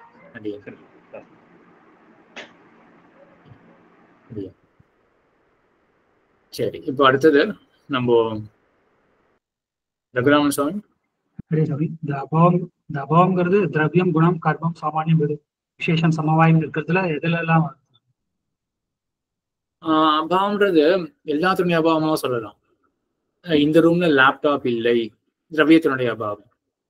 அப்புறம் லேப்டாப்ல பச்சை நிறமானது இல்லை, குணத்தினுடைய அபாவம். அப்புறம் லேப்டாப்ல ஏதோ ஸ்டேபிளா இருக்கு லேப்டாப், ஒரு இடத்துல இருக்கு லேப்டாப் விழுதல் அப்படின்ற செயல் லேப்டாப்ல இல்லை, கர்மத்தினுடைய அபாவம். லேப்டாப்ல குடத்தன்மை இல்லை, சாமானியத்தினுடைய அபாவம். அதே போல லேப்டாப்ல அந்த விசேஷம் இல்லை அப்படின்னு அதனுடைய அபாவம், அது கூட சொல்லலாம். சமவாயம் கிடையாது. அந்த சமவாயம்ன்றது வந்து மற்ற ஒரு சில பொருள்ல இருக்காது அப்படின்னா, சமவாயம் பத்தி கொஞ்சம் தெரிஞ்சாதானே சமவாயம் என்ன அப்படின்றத டீட்டெயிலாக சொல்ல முடியும், அதோடைய அபாவம் அப்படின்றத சொல்ல முடியும், சமவாய அபாவம் அப்படின்றத சொல்ல முடியும். இதுல என்ன இன்னொரு ஆச்சரியம் அப்படின்னா அபாவத்தினுடைய அபாவம் கூட சொல்ல முடியும். இப்ப அந்த அறை இருக்கு இல்லையா, அறையில ஒருத்தர் வந்து ஒரு அறையில ஒண்ணுமே இல்லை, அவர் என்ன சொல்லுவார், இந்த அறையில் குடம் இல்லை அப்படின்னு சொல்லுவாரா. அப்போ கடா பாவகா, குடமின்மை அப்படின்னு ஒரு பிசிக்கல் ரியாலிட்டி அந்த ரூம்ல இருக்கு. சரி, இப்போ அவர் வந்து இந்த குடமின்மையை பத்தி நினைச்சுட்டு இருக்கார். ஒருத்தர் அப்போ வந்து பார்த்து குடத்தை வச்சுட்டார். இப்ப என்ன ஆகும், இப்போ இந்த அறையில குடம் இருக்கு அப்படின்னு சொல்லலாம், வேற எதுமா சொல்லலாம். இந்த அறையில குடம் இல்லாம இருக்கிறது இல்லை அப்படின்னு, குடமின்மை இல்லை அப்படின்னு சொல்லலாம். அப்ப என்ன அர்த்தம், இப்ப எதனுடைய அபாவம், அபாவத்தினுடைய அபாவம், குடமின்மையினுடைய இன்மை. இப்படி இருக்குன்னா போயிட்டே இருக்கும் இல்லையா. அதுக்கு என்ன சொல்லுவோம் அப்படின்னா குடமின்மை, குடமின்மை இன்மை. இப்ப அதனுடைய இன்மை என்ன அப்படின்னா அது வந்து கடைசியில முதல்ல இருக்கக்கூடிய குடமின்மையே தான். மறுபடியும் சொல்றேன், குடம் சரியா, குடத்தினுடைய இன்மை ஒரு அபாவம் அப்படின்றதாச்சா. அதுக்கப்புறம் மூணாவது வந்தது குடமின்மையினுடைய இன்மை அப்படின்னு. இதுலயே 2 பட்சம் இருக்கு. சில பேர் என்ன சொன்னா அப்படின்னா குடமின்மையினுடைய இன்மை அப்படின்றது குடம் அப்படின்னு வச்சுட்டுலாமே, நம்ம 2வது பாவத்துக்கு ஏன் போனோம் அப்படின்னு சில பேர் சொன்னார்கள். இல்ல அப்படி வச்சுக்க முடியாது அப்படின்னு அது ஒரு சர்ச்சை இருக்கு. அது இப்போதைக்கு அதெல்லாம் பார்க்க வேண்டாம். இப்போதைக்கு பட்சம் இந்த மாதிரி இருக்குன்றது மட்டும் தெரிஞ்சுக்கும். குடமின்மையினுடைய இன்மை அப்படின்றது ஒரு தனி பிசிக்கல் ரியாலிட்டி. மறுபடியும் இப்போ சரி அப்படின்னா குடமின்மையினுடைய இன்மையினுடைய இப்போ மறுபடியும் குடத்தை ஒருத்தர் கொண்டு போயிட்டார் அப்படின்னு வச்சுக்கோங்க. அப்போ குடம் இல்லாமல் இருந்தது, அது வந்து அதனுடைய இன்மையானது போயிருத்து, மறுபடியும் ஒரு குடத்தை எடுத்துன்னு போயிட்டாரு. அப்போ இன்மையினுடைய இன்மை வந்து சேர்ந்துருத்தே. ரொம்ப கன்ஃபியூசிங்கா இருக்கோ யாருக்காவது எல்லாரும் ஃபாலோ பண்ண முடியுதுன்னு நினைக்கிறேன். இந்த குடமின்மையினுடைய இன்மை மறுபடியும் வந்துருது அப்படின்னு சொல்ல போக இந்த மாதிரி போயிட்டே இருக்கலாம். அப்புறம் குடமின்மை இன்மை அப்படின்னு போயிட்டே இருக்குமே. ஆகையினால அவன் என்ன பண்றான் அப்படின்னா இந்த 3வது இன்மை இருக்கு இல்லையா, அது முதல் இன்மைதான் அப்படின்னு சொல்றான். நான் சொன்னதை யாராவது அனுவாதம் பண்ண முடியுமா? என்ன சொன்னேன்? குடமின்மையுடைய இன்மை, அதோட இன்மைதான் குடமின்மை, முதல் குடமின்மையை அப்படின்னு சொல்றேன். அதோட முடிச்சுக்கிறேன். மறுபடியும் குடம் இருக்கு, இன்மை, அதனுடைய இன்மைதான் முதல் குடமின்மை. கரெக்ட். அது சரி சரி. இதுல நடுவுல இன்னொரு பட்சம் வந்தது. என்ன பட்சம் அது? குடமின்மையோட இன்மை வந்து குடம் அப்படின்றதுதான் அந்த இன்னொரு பட்சம். சரி, எல்லாருக்கும் புரிஞ்சுதா? இது யாருக்காவது சந்தேகம் இருக்கா? அந்த ஸ்ரீதரன் சுவாமி எனக்கு புரியல சுவாமி, இன்னும் ஒரு வாட்டி விளக்கணும் சுவாமி. அடியே, இப்போ குடம் இருக்கு இல்லையா, குடத்தினுடைய இன்மை இதை நம்ம எஸ்டாப்ளிஷ் பண்ணிட்டோம். குடமின்மை அப்படின்ற ஒரு தத்துவம் இருக்கு அப்படின்றத எஸ்டாப்ளிஷ் பண்ணிட்டோம். இப்போ ரூம்ல வந்து குடம் இல்லை. இப்போ ஒருத்தர் வந்து குடத்தை வைக்கிறார். நம்ம என்ன சொல்லுவோம்? இப்போ குடம் இருக்கு அப்படின்னு ஒண்ணு சொல்லலாம். குடம் இல்லாமல் இருந்ததே அது இல்லை. இப்போ குடமின்மை இல்லை அப்படின்னு சொல்லலாம் இல்லையா? அப்போ குடமின்மை மறுபடியும் குடத்தை ஒருத்தர் வந்து வச்ச அப்புறம் இப்ப என்ன இருக்கு? குடமின்மையினுடைய இன்மை அப்படின்னு ஆயிடுச்சு இல்லையா? இதுலதான் சில பேர் என்ன சொன்னோம் அப்படின்னா குடமின்மையினுடைய இன்மைன்னு எதுக்காக தனியா இன்னொரு அபாவத்தை எடுத்துக்கணும்? அது ஏன் நம்ம தனியா ஒரு பொருளாக எடுத்துக்கணும்? குடம்ன்றதுதான் அப்படின்னு எடுத்துட்டுலாமே. குடமின்மையினுடைய இன்மைனா என்ன அப்படின்னா குடம் தான் அப்படின்னு. அதுக்கு சில பேர் என்ன சொன்னோம் அப்படின்னா அந்த குடமின்மையினுடைய இன்மைன்றது குடம்னு எடுத்துக்க முடியாது, அது தனியாக தான் நம்ம எடுத்துட்டு ஆகணும். இது ஏன் அப்படின்னா மேல வரும் தர்க்கசங்கர தீபிக்கைதான் அது தனியா ஏன் எடுத்துக்கணும் அப்படின்ற கான்செப்ட். அதுக்கு இப்போ போக வேண்டாம். அப்போ குடமின்மையினுடைய இன்மை அப்படின்னு இப்ப என்ன இருக்கு? 3 பிசிக்கல் ரியாலிட்டியா இருக்கு. குடமின்மையினுடைய இன்மை அப்படின்னு. அப்புறம் இன்னொருத்தர் வந்து கேட்டார், இப்போ குடமின்மையினுடைய இன்மை அப்படின்னு 4வது அவனை ஆட் பண்ணலாமே. இது எப்ப நம்ம ஆட் பண்ணுவோம்? எப்ப நமக்கு இந்த சினாரியோ எப்போ வரும்? குடமின்மையினுடைய இன்மை அப்படின்றது எப்போ வரும்? முதல்ல குடம் அங்க இருந்தது, ஒருத்தர் குடத்தை எடுத்து வச்சுட்டார், அப்ப குடம் இல்லை அப்படின்னு சொல்றோம். மறுபடியும் குடத்தை ஒருத்தர் வைக்கிறார், அப்புறம் என்ன சொல்றோம்? குடமின்மையினுடைய இன்மை வந்துருது அப்படின்னு சொல்றோம். மறுபடியும் குடத்தை அவர் கொண்டு போயிட்டார் அப்படின்னு வச்சுக்கோமே. அப்போ குடமின்மையினுடைய இன்மை இப்போ இல்லை அப்படின்னு இந்த மாதிரி ஒரு தடவை வச்சுட்டு கொண்டு வச்சுட்டு போனா அப்ப இன்மை நான் ஆட் பண்ணிட்டே இருக்கலாமா அப்படின்னா அப்படி வேண்டாம். அப்படி கிடையாது. அனவஸ்தா அப்படின்னு ஒரு தோஷம் வரும். அப்படி வச்சுக்க வேண்டாம். இங்க என்ன தாற்பயம் அப்படின்னா குடமின்மையினுடைய இன்மை அப்படின்னு 3வது அபாவம் போறோம் இல்லையா, அது முதல் அபாவம் தான். குடமின்மை அப்படின்ற முதல் அபாவம் தான். ஆக 3 பிசிக்கல் ரியாலிட்டிஸ், குடமின்மையினுடைய இன்மை, 3 தான் பிசிக்கல் ரியாலிட்டிஸ் இருக்கு அப்படின்னு இவனுடைய நையாயிக்கன் சொல்லக்கூடியது. அடி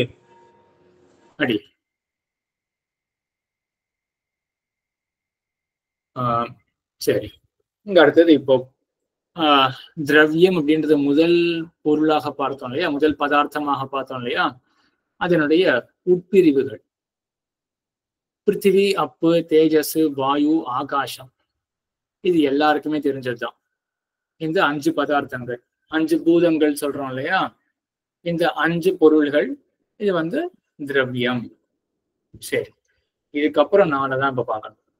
காலம் அப்படின்றது ஒரு திரவியம் இருக்கு. சரியா? காலம் அப்படின்றது எங்க பார்த்தாலும் அது எப்படி பகவான் அப்படின்றவன் வந்து அவன் சர்வ வியாபியோ எல்லா இடத்துலயும் இருக்கானோ, அதே போல காலம் அப்படின்றது ஒரு தத்துவம், கண்ணுக்கு தெரியாத தத்துவம், எல்லா இடத்துலயும் இருக்கக்கூடியது ஒரு காலம் அப்படின்ற ஒரு தத்துவம். அதே போல திக்கு அப்படின்னு ஒண்ணு இருக்கு, அதுவும் எல்லா இடத்துலயும் இருக்கக்கூடிய ஒரு தத்துவம். இந்த காலத்தையும் திக்கையும் எப்படி எஸ்டாப்ளிஷ் பண்றான்றத அடுத்த ஸ்லைட்ல பார்ப்போம். அதுக்கப்புறம் ஆத்மா இருக்கு, மனசு இருக்கு. இது ரெண்டுமே எல்லாருக்குமே தெரிஞ்ச விஷயமா தான் இருக்கும். ஆத்மான்றது ரெண்டா பிரிக்கிறான் நையாயிகன், ஜீவாத்மா பரமாத்மா அப்படின்னு. அதுல பரமாத்மான்றவன் எல்லா இடத்துலயும் இருக்கக்கூடியவன். சரி, நம்ம சம்பிரதாயத்தை போலதான் நையாயிக்கனுடைய சம்பிரதாயத்துல ஜீவாத்மாவும் விபு, அவனும் எல்லா இடத்துலயும் இருக்கக்கூடியவன் தான்.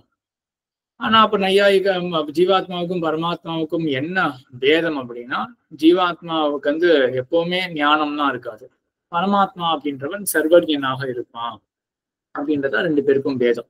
ஆக நையாயிக்கனுடைய மதத்துல என்ன ஞாபகம் வச்சுக்கணும், ஜீவாத்மா விபு, எல்லா இடத்திலும் நீக்கமர நிறைந்து இருப்பான்.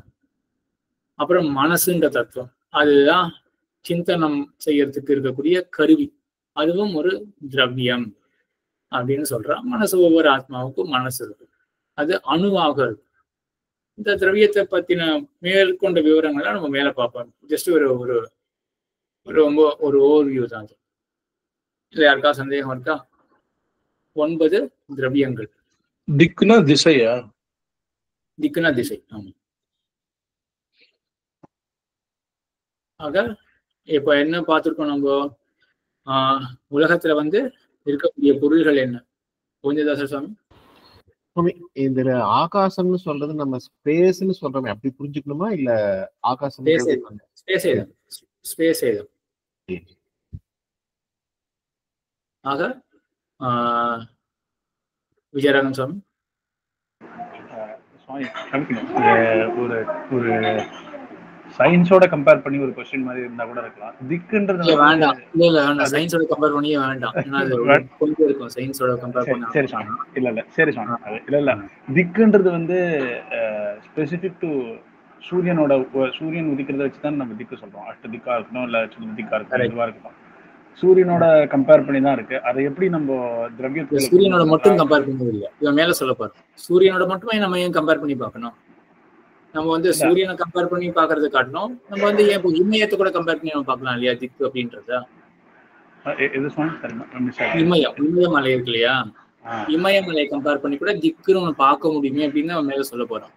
அதே போல அந்த அருணாச்சலம் அஸ்தமாச்சலம் அப்படின்னு இருக்கு இல்லையா, அதை கம்பேர் பண்ணி கூட திக்குன்றதை நம்ம பார்க்க முடியுமே அப்படின்னு மேலும் சொல்ல போறோம்.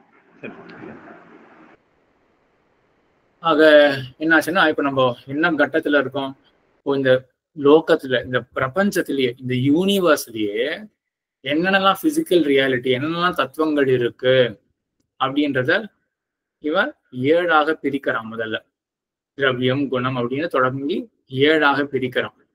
அதுல கடைசி தத்துவம் அபாவம் அப்படின்ற தத்துவம். ஸோ அபாவம் அப்படின்றது வந்து அதை எப்படி எஸ்டாப்ளிஷ் பண்றான், இது ஒரு பிசிக்கல் ரியாலிட்டி ஒன்று இருக்கு, அபாவம் ஆப்சன்ஸ் அப்படின்னு ஒன்று பிசிக்கலா இருக்கு அப்படின்னு எப்படி எஸ்டாப்ளிஷ் பண்றான் அப்படின்றதையும் நம்ம பார்த்தோம். எல்லாமே வந்து இந்த பிரதீத்தியை வச்சுன்னு தான். இது எம்பெருமானார் ஒத்துக்கக்கூடிய விஷயம்தான் இந்த கடைசி அம்சம் மட்டும். பிரதீத்தியை வச்சுட்டு அப்படின்னு, பிரதீத்தி அப்படின்னா தோற்றம். சமன்வய அதிகரணத்துல, சமன்வய அதிகரணம்ன்றது எத்தனாவது அதிகரணம்?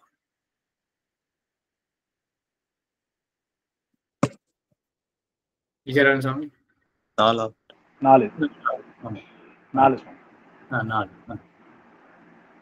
அதிகரணத்துல எம்பெருமானார் வந்து ஸ்ரீபாஷ்யத்துல ஒரு இடத்துல சொல்றாரு என்னன்னா, சர்வமபி வஸ்து ஜாத்தம் பிரதீத்தியா விவஸ்தாபியம் அப்படின்னு.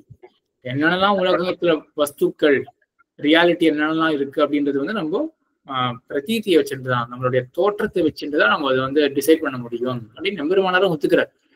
ஆனா என்ன நெய்யாயிக்கன் எப்படி கண்டிப்பார் அப்படின்னா, இப்போ இவன் சொல்றான் இல்லையா லேப்டாப் இல்லை அப்படின்ற ஒரு தோற்றம் இருக்கு அப்படின்னு, நீ சொல்ற மாதிரிலாம் தோற்றம் இருக்கணும்னு அவசியமே கிடையாது அப்படின்னு வேற விதமா கண்டிப்பார். அதெல்லாம் நம்ம மேல பார்ப்போம். ஆக இவன் போகிற அந்த பாதையானது நமக்கு எடுத்துக்கொள்ள வேண்டிய பாதை தான். ஸோ தாட் எப்படி, அதாவது நம்மளுடைய அந்த பிரதீதி எப்படி இருக்கு, தோற்றம் எப்படி இருக்கு அப்படின்றத அனலைஸ் பண்ணி தான் அவன் பதார்த்தங்களை எஸ்டாப்ளிஷ் பண்றான் அப்படின்றதையும் பார்த்தோம். அதுக்கப்புறம் திரவியத்துல இருக்கக்கூடிய உட்பிரிவுகள், 9 உட்பிரிவுகள். இதுல பெரும்பாலும் எல்லா பதங்களும் எல்லாருக்குமே தெரிஞ்சிருக்கும். திக்கு அப்படின்னு தட்டுன்னு நமக்கு திசை அப்படின்றது நமக்கே தெரியறது இல்லையா? ஸோ எல்லா பொருள்களும் தெரியும். சரி, இதுல இந்த முதல் 5 பொருளை பத்தி என்ன ஒரு சம்சயமும் இருக்காது. எல்லாருமே ஒத்துக்கிறது தான். 5 பூதங்கள் பிசிக்கலா இருக்குன்றது யாருக்கு தான் சந்தேகம் இருக்க போறது. அதே போல மனசு ஆத்மால பிசிக்கலா இருக்கு அப்படின்றதுல யாருக்குமே எந்த சந்தேகமே இருக்காது. சரி, இப்போ காலம் திக்கு அப்படின்னு சொல்றாங்க இல்லையா? காலம்னு ஒரு தத்துவம் இருக்கா, ஆல் பர்வேடிங்கா எல்லா இடத்துலயும் வியாபித்து இருக்கக்கூடிய ஒரு தத்துவம். திக்கும் அதே மாதிரி ஒண்ணு இருக்கு அப்படின்னு சொல்றான். அதை எப்படி எஸ்டாப்ளிஷ் பண்றான் அப்படின்றத மட்டும் இப்ப அடுத்தது பார்ப்போம். இது வந்து நம்ம இந்த போன ஸ்லைட்ல பார்த்த விஷயமே தான். நமக்கு ஒரு விவகாரம் இருக்கு. விவகாரத்துக்கு அண்டர்லைங்கா, விவகாரம்னா என்ன? பேச்சு வழக்கம், அந்த பேச்சு தான் விவகாரம் அப்படின்றது. இப்போ பேசணும் அப்படின்னு பேச்சு ஏற்பட்டாலே அதுக்கு அண்டர்லைங்கா ஞானம் ஒன்று இருந்திருக்கும். ஞானத்துக்கு ஏதாவது அடிப்படையா விஷயம் இருக்கும். சரி, இப்ப நம்ம காலம் அப்படின்றது எப்படி எஸ்டாப்ளிஷ் பண்றாங்கன்னா, ராமன் நாளை வரப்போகிறான் அப்படின்னு இருக்கு. இதுல என்னென்னலாம் விஷயங்கள் அப்படின்னு பார்த்தோம்னா, ராமன் விஷயமா இருக்கானா? வருதல் அப்படின்ற செயல் அது விஷயமா இருக்கா? இந்த 2 பேரையும் எதுல சேர்க்கலாம்? ராமன் அப்படின்றத எதை சேர்க்கலாம்? திரவியத்துல சேர்த்துக்கலாம் இல்லையா? அந்த உடம்பு வந்து பிருத்திவியால் ஆக்கப்பட்டது. அப்போ பார்த்திவமான திரவியம் அப்படின்னு சேர்த்துடலாம். பிருத்திவியால் ஆக்கப்பட்ட திரவியம் அப்படின்னு. வருதல் அப்படின்றத எதுல சேர்க்கலாம்? 7 பதார்த்தங்கள்ல எதுல சேர்க்கலாம்? கர்மத்துல சேர்த்துடலாம். ஆக கர்மத்தை சேர்த்துடலாம் இல்லையா? இப்ப அடுத்தது அப்போ ஒண்ணு மிஸ்ஸிங்கா இருக்கு. நாளை அப்படின்னு சொல்லி இருக்கோமே, நம்ம என்ன மீன் பண்றோம்? நாளை அப்படின்னு ஒரு சொல்றோமே, அதுக்கு என்ன மீனிங் இருக்கணுமே, அந்த வேர்டுக்கு ஏதாவது மீனிங் இருக்கணுமே அப்படின்னு யோசிச்சு என்ன சொல்றான்னா, இதுதான் இப்போ காலம் அப்படின்ற ஒரு தத்துவம் இருக்குன்றது இந்த பேச்சு வழக்கே காட்டுறது. இப்ப நாளை அப்படின்னு நம்ம சொல்லணும்னா ஏதோ ஒரு விஷயத்தை பத்தி புரிஞ்சுட்டு நம்ம நாளை அப்படின்னு சொல்றோம். எதை பத்தி புரிஞ்சுக்கிறோம் அப்படின்னா காலத்தை பத்தி புரிஞ்சுக்கிறோம் அப்படின்னு சொல்றோம். ஸோ மேற்கொண்டு நம்ம அந்த காலம் அப்படின்றத அப்போ நாளை அப்படின்னு இருக்கு. அப்ப நேற்று அப்படின்னு ஒன்று சொல்றோம். அப்ப நேற்றுன்னு தனியா ஒரு காலம், அது ஒரு பிசிக்கல் ஆப்ஜெக்ட். நாளை அப்படின்னு தனியா ஒரு காலம், பிசிக்கல் ஆப்ஜெக்ட். 10 நிமிஷம் அப்படின்னு சொல்றோம், 10 நிமிஷம்ன்றது ஒரு பிசிக்கல் ஆப்ஜெக்ட் அப்படின்னு இவ்வளவு ரியாலிட்டிஸ் இருக்குமா? இப்போ காலம்ன்றது நம்ம இப்படி யோசிச்சு பாருங்களேன். ஒரு 10,000 வாக்கியங்கள் இருக்கு. ராமன் நாளை வரப்போகிறான், ராமன் நாளை 3 மணிக்கு வரப்போறான், ராமன் நாளைக்கு 4 மணிக்கு வரப்போறான் அப்படின்னு எவ்வளவு வாக்கியங்கள் இருக்கு. அப்ப 4 மணி அப்படின்றதே ஒரு தனி ஒரு பிசிக்கல் ஆப்ஜெக்ட் மறுபடியும் அப்படின்னு சொல்ல முடியுமா? 5 மணின்றது மறுபடியும் ஒரு பிசிக்கல் ஆப்ஜெக்ட் அப்படின்னு சொல்ல முடியுமா? அப்படி கிடையாது. எல்லாத்தையும் சேர்த்துதான் இவன் காலம் அப்படின்றத ஒண்ணு வச்சுட்டு இருக்கான். ஸோ அந்த ஒரு காலம் அப்படின்னு அந்த ஒரு தத்துவத்தை வச்சுட்டு எல்லா விதமான இந்த ஞானம் இருக்கு இல்லையா? நாளைக்கு 5 மணிக்கு வரப்போறான் அப்படின்னு ஒரு ஞானம் ஏற்பட்டாதான் நாளைக்கு 5 மணிக்கு வரப்போறான் அப்படின்னு நம்ம பேச போறோம். அப்ப 5 மணி அப்படின்னு நமக்கு ஒண்ணு தோணி இருக்கு இல்லையா? அதுக்கு என்ன வேண்டி இருக்குன்னா ஒரு விஷயம் வேண்டி இருக்கு. என்ன விஷயம்னா காலம் அப்படின்னு ஒரு தத்துவம் போதும். அதே காலத்தை பத்தி தான் யோசிக்கும் பொழுது நமக்கு 6 மணி அப்படின்னு தோன்றது. அது எப்படி தோன்றதுன்றதுலாம் நம்ம மேல கொஞ்சம் விவரிச்சு மேற்கொண்டு பார்ப்போம். இப்போதைக்கு புரிஞ்சுக்க வேண்டியது என்னன்னா, இப்போ காலம்னு ஒரு தத்துவம் நம்ம எடுத்துக்காம போனோம்னா, ராமன் நாளைக்கு வரப்போகிறான் அப்படின்ற இடத்துல விஷயம் ராமன் திரவியம் முடிவாயிடுது, வருதல் செயல் முடிவாயிடுது. நாளை அப்படின்னு என்ன நம்ம யோசிச்சு என்ன சொன்னோம், என்ன மீன் பண்றோம் நாளை அப்படின்றதுக்கு பதில் என்ன அப்படின்னா, நம்ம காலத்தை தான் மீன் பண்றோம். நம்ம காலம் ஒரு பிசிக்கல் என்டிட்டி இருக்கு, சரியா? இது காலத்தை பொறுத்தவரையிலும் இதே லாஜிக்கோட தான் ராமன் கிழக்கு நோக்கி செல்கிறான் அப்படின்னு இருக்கு. இங்கேயும் அதே தான். ராமன் செயல், வருதல், செல்லுதல் அப்படின்ற செயல் ரெண்டுமே நம்ம சேர்த்துட்டோம், திரவியத்திலையும் கர்மத்திலையும் சேர்த்துட்டோம். கிழக்கு நோக்கி அப்படின்னு சொல்றோமே, அது என்ன கான்செப்ட், அது என்ன தத்துவம் அது அப்படின்னா, அதுதான் திக்குன்ற தத்துவம். மறுபடியும் இங்கேயும் ஒரு கேள்வி வரும். அப்போ வடக்கு நோக்கி அப்படின்னா வடக்குன்னு தனியா ஒரு திக்குன்னு தத்துவம் இருக்கா? அதே போல தெற்கு நோக்கி இல்லாட்டி கரெக்டா இந்த சப் டைரக்ஷன் நோக்கி அப்படின்னா எவ்வளவோ சப் டைரக்ஷன்ஸ் நம்ம கொண்டு போயிடலாம் இல்லையா? இந்த ஆங்கிள் அப்படின்லாம் வச்சுட்டு பார்த்தோம்னா எவ்வளவோ ஆங்கிள் வரும். அந்தந்த ஆங்கிளுக்கு நான் ஒவ்வொரு பதார்த்தம் தனியா எடுத்துக்கணும் அப்படின்னு அப்படி தேவை கிடையாது. எப்படி ஒரே ஒரு காலமானது 6 மணி 8 மணி 7 எல்லா அந்த விவகாரத்துக்கும் அதுவே போதுமானதாக இருக்குமோ, அதே போலதான் திக்கு அப்படின்ற ஒரு தத்துவம் போதும். இவன் இந்த இதை நோக்கி போறான், இவன் இந்த ஆங்கிள் போறான், அந்த ஆங்கிள் போறான் அப்படின்னு எல்லா விவகாரத்துக்கும் அந்த அந்த திக்கு அப்படின்றதுதான் நம்ம மீன் பண்றோம் அப்படின்னு ஒரே ஒரு பொருளாக இருக்கும். இந்த காலம் திக்குன்றது விஜயராமன் சுவாமி சுவாமி அப்படின்னா திக்குன்றது வெறும் திசை மட்டும் கிடையாது இல்லையா? இப்போ ஊர்துவம், அதரம், கீழே, மேலே, கீழே எல்லாமே சொல்லிடலாம் இல்லையா? அது வெறும் ஒன் டைமென்ஷனல் மட்டும் இல்லை, எல்லா டைமென்ஷனுக்கும் சேர்த்து தான் சொல்றா இந்த இடத்துல. அது அப்படிதான் எடுத்துக்கணும் இல்லையா? ஆக்சுவலா நையாயிக்கனுடைய இவர் கேட்கும்போதுதான் வந்து தோன்றது. ஆனா இவன் நையாயிக்கன் வந்து நமக்கு டைரக்ஷன்ஸ் நம்ம என்ன சொல்றோமோ, ஈஸ்ட், வெஸ்ட், நார்த், சவுத்துன்னு இருக்கு இல்லையா, இதை மட்டும்தான் அவன் திக்குன்னு எடுத்துக்கிறான். ஸோ மேல போறது அப்படின்றத மேல் நோக்கி போறது அப்படின்றது இருக்குன்னு வச்சுக்கோங்க. நம்ம என்ன மீன் பண்றோம்? இப்போ ஊர்துவ கமனம் அப்படின்றது இருக்கு இல்லையா, அதுல திசையில ஆக்சுவலா சேர்த்திருக்காங்கன்னு தோன்றது. 10 திசைன்னு சொல்லிருக்கு இல்லையா, 10 திசைன்னு சொல்றதுனால இருக்கிற எக்ஸாம்பிள்ஸ் இந்த மேல் நோக்கி கீழ் நோக்கின்றது வரவே இல்லை. ஆனா கிழக்கு நோக்கி வடக்கு நோக்கி அப்படின்றது எக்ஸாம்பிள்ஸ் இருக்கு. அது ஒரு சுதந்திரம் தோன்றது. அதுவும் எடுத்துக்கலாமே தாராளமா. மேல் திசை கீழ் திசை அப்படின்றதையும் தாராளமா எடுத்துக்கலாம் தான் தோன்றது. எனக்கு ஏதோ நையாய்க்கு ஒரு கான்ட்ரடிக்ஷன் இருக்குன்னு தோணல எனக்கு. அப்போ தாராளமா அந்த மாதிரி எடுத்துக்கலாம். ஸோ ஒரே ஒரு திசை தான். அது என்ன பண்றது அப்படின்னா, ஒருத்தர் வந்து மேல் நோக்கி போறான் அப்படிங்கும்போது நம்ம என்ன மீன் பண்றோம்னா அந்த திசையை தான், திக்கு அப்படின்ற ஒரு பதார்த்தத்தை தான் புரிஞ்சுட்டு நம்ம இந்த மாதிரி சொல்லுறோம். கீழ் நோக்கி போகும்போது அதே திக்குன்ற பதார்த்தத்தை அதே தான் நம்ம மீன் பண்றோம். வடக்கு நோக்கி போகும்போது அதே தான் திக் பதார்த்தத்தை தான் நம்ம மீன் பண்றோம். இதுக்கு மேலதான் ஒரு கேள்வி வரும் இல்லையா, அது எப்படி ஒரே ஒரு திக் பதார்த்தம் அப்படின்னா இருக்கு அப்படின்னா, அப்போ எப்படி அது ஒரே ஒரு, இப்போ லேப்டாப் ஒரு பொருள் இருக்கு, அதை பார்த்தே நம்ம வந்து இது செல்போன், இது ஃப்ரிட்ஜு அப்படின்னு சொல்ல முடியாது இல்லையா. அப்போ ஒரு பதார்த்தத்தை பார்த்தா நமக்கு ஒரு விதமா தான் ஞானம் ஏற்படும், நமக்கு ஒரு விதமா தான் பேச்சு வழக்கு ஏற்படும். ஆனா நம்ம இங்க என்ன சொல்றோம், ராமன் கிழக்கு நோக்கி செல்கிறான், அப்புறம் வேற யாராவது மாத்திப்போமே, கிருஷ்ணன் கிழக்கு நோக்கி செல்கிறான் அப்படின்னு அங்க வந்து அந்த வேறுபாடு தெரிகிறது இல்லையா. கிருஷ்ணன் ராமன் மாத்திரம் ஏன், அங்க பதார்த்தமே மாறி இருக்கு. ஆனால் ராமன் கிழக்கு நோக்கி செல்கிறான், ராமன் வடக்கு நோக்கி செல்கிறான், ராமன் மேல் நோக்கி செல்கிறான். எல்லா இடத்துலயும் என்ன மாறலன்னா திக்குன்றது மாறல, அது கான்ஸ்டன்டா தான் வந்துட்டு இருக்கு. அப்போதான் ஒரு கேள்வி வரும், இப்போ கான்ஸ்டன்டா அது இருக்கு அப்படின்னா எப்படி நம்ம பேச்சு வழக்கு மட்டும் மாறுறது?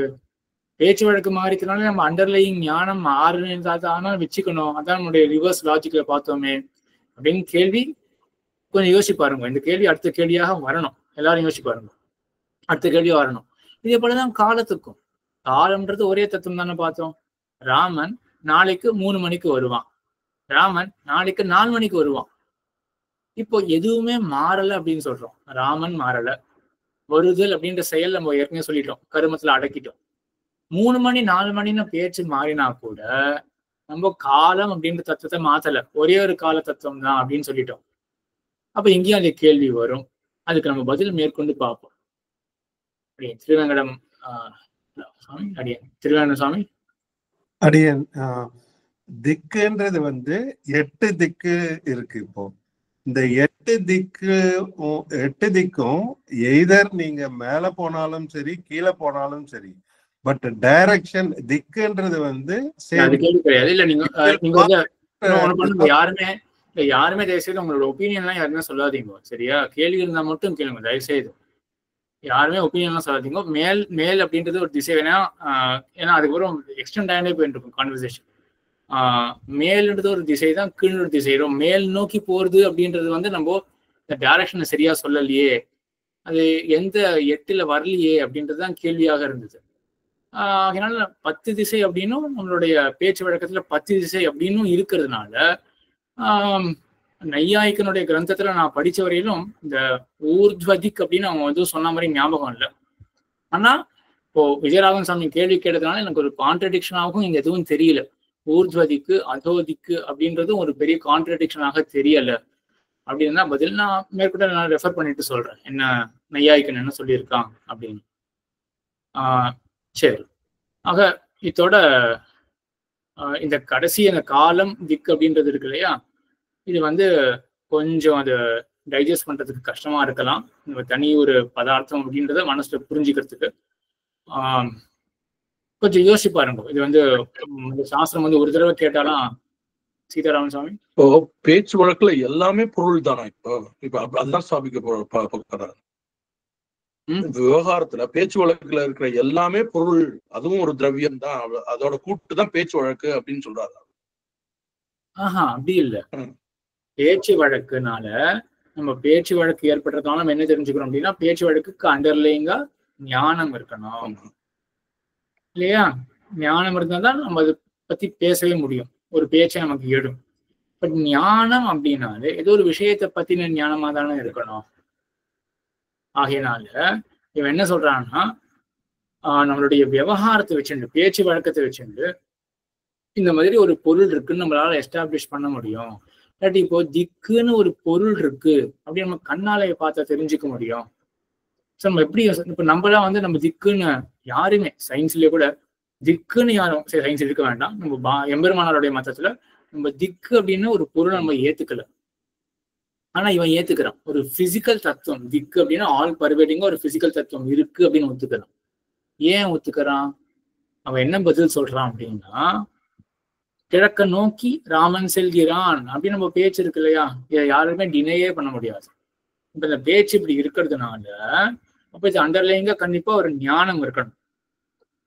எதை பத்தி நம்ம தெரிஞ்சுட்டு இருக்கோம்?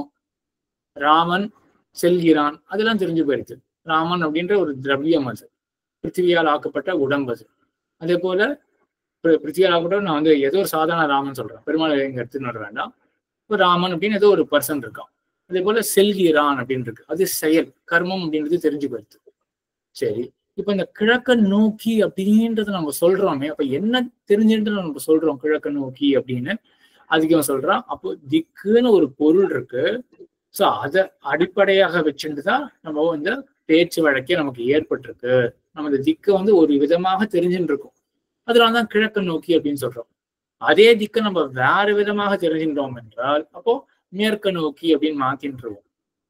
ஆக திக்குன்னு ஒரு பொருள் மட்டும் இல்லை அப்படின்னு வச்சுக்கோமே, ராமன் செல்கிறான் அது வரைக்கும் வந்துடும்.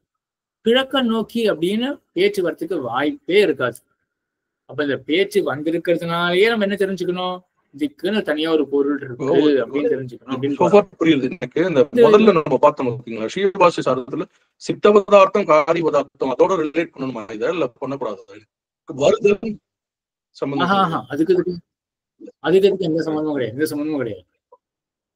இது ஜென்ரிக்கா எல்லாமே அந்த ஒவ்வொரு பிசிக்கல் ரியாலிட்டி எப்படி எஸ்டாப்ளிஷ் பண்றாங்க மையாயிக்கன் அப்படின்றதுதான். இப்போ காலத்தை வச்சு யோசிச்சு பாருங்களேன். இப்போ காலத்தை ராமன் செல்கிறான் நேற்று, இல்லாட்டி ராமன் செல்கிறான் இப்பொழுது வச்சுப்போமா. சரி, இப்பொழுதுனா கொஞ்சம் கன்ஃபியூசிங் ஆயிடும். ராமன் சென்றான் நேற்று. இப்போ ராமன் சென்றான் ரெண்டு பொருள் நம்ம அக்கௌண்ட் பண்ண முடியும். ஒரு லெட்ஜர் மாதிரி பாருங்களேன், நம்ம வேர்ட்ஸ் என்னெல்லாம் நம்ம சொல்றோமோ அது கரஸ்பாண்டிங்கா மீனிங் நம்மளால அக்கௌண்ட் பண்ண முடியறதா? ராமன் சென்றான் நேற்று அப்படின்றது ராமன் டிக் போட்டுடலாம், திரவியம் அக்கௌண்ட் பண்ண முடியறது என்ன விஷயம் அப்படின்னு. சென்றான் செல்லுதல் செயல், அதையும் டிக் போட்டுடலாம், அக்கௌண்ட் பண்ண முடியறது என்ன அப்படின்னு. சரி, நேற்றுன்னு ஒரு வார்த்தை இருக்கு, நம்ம என்ன மீன் பண்றோம், அதுக்கு அண்டர்லைங்கா என்ன விஷயம், மீனிங் ஆஃப் தட் வேர்ட், அவ்வளவுதான். பதார்த்தம்னாலே அதுதான் பதத்தினுடைய அர்த்தம். இப்ப நேற்று அப்படின்றதுக்கு அந்த சொல்லுக்கு ஏதாவது அர்த்தம் சொல்லணுமே. என்ன அர்த்தம்? காலம் அப்படின்றது தான் அர்த்தம். அந்த ஒரே காலம் அப்படின்ற பதார்த்தத்தையே நம்ம வேற விதமா பார்த்தா நாளை அப்படின்னு சொல்ல முடியும்.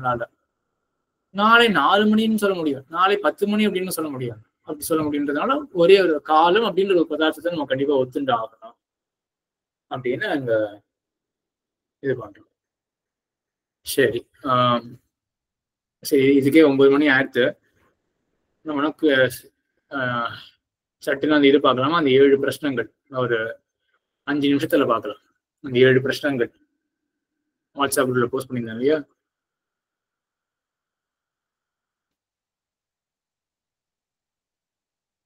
யாராவது சொல்ல முடியுமா என்னென்ன அந்த 7 பிரச்சனைகள்?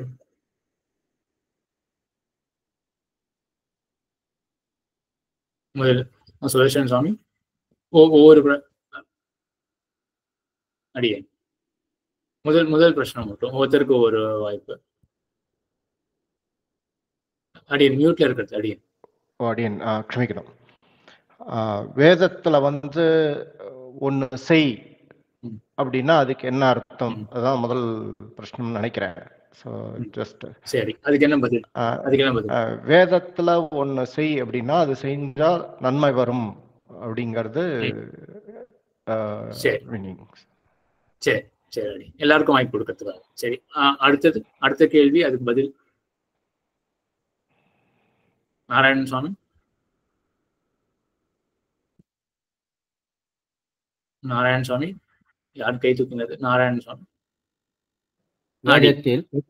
வேதத்தில் ஒரு செயலை செய்யாதே என்றால் என்ன புரிதல்? செய்யாதேன்னு சொன்ன அது செய்தால் தீமை வரும், செய்யாதே என்று செயலை தீமை வரும். இதான் ரெண்டாவது. சரியா? அப்ப செய்யணும்னா செய்யாதுன்னா அர்த்தம் ஆயிடுது. சரி, இதுக்கப்புறம் மூணாவது கேள்வி என்ன கேட்டு?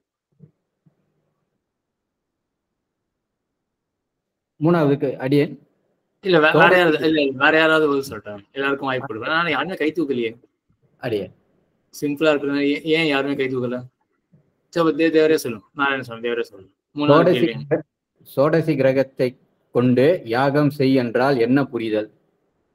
அந்த யாகத்தை சோடசி கிரகத்தை கொண்டு செய்தால் யாகம் பூர்த்தியாகும்.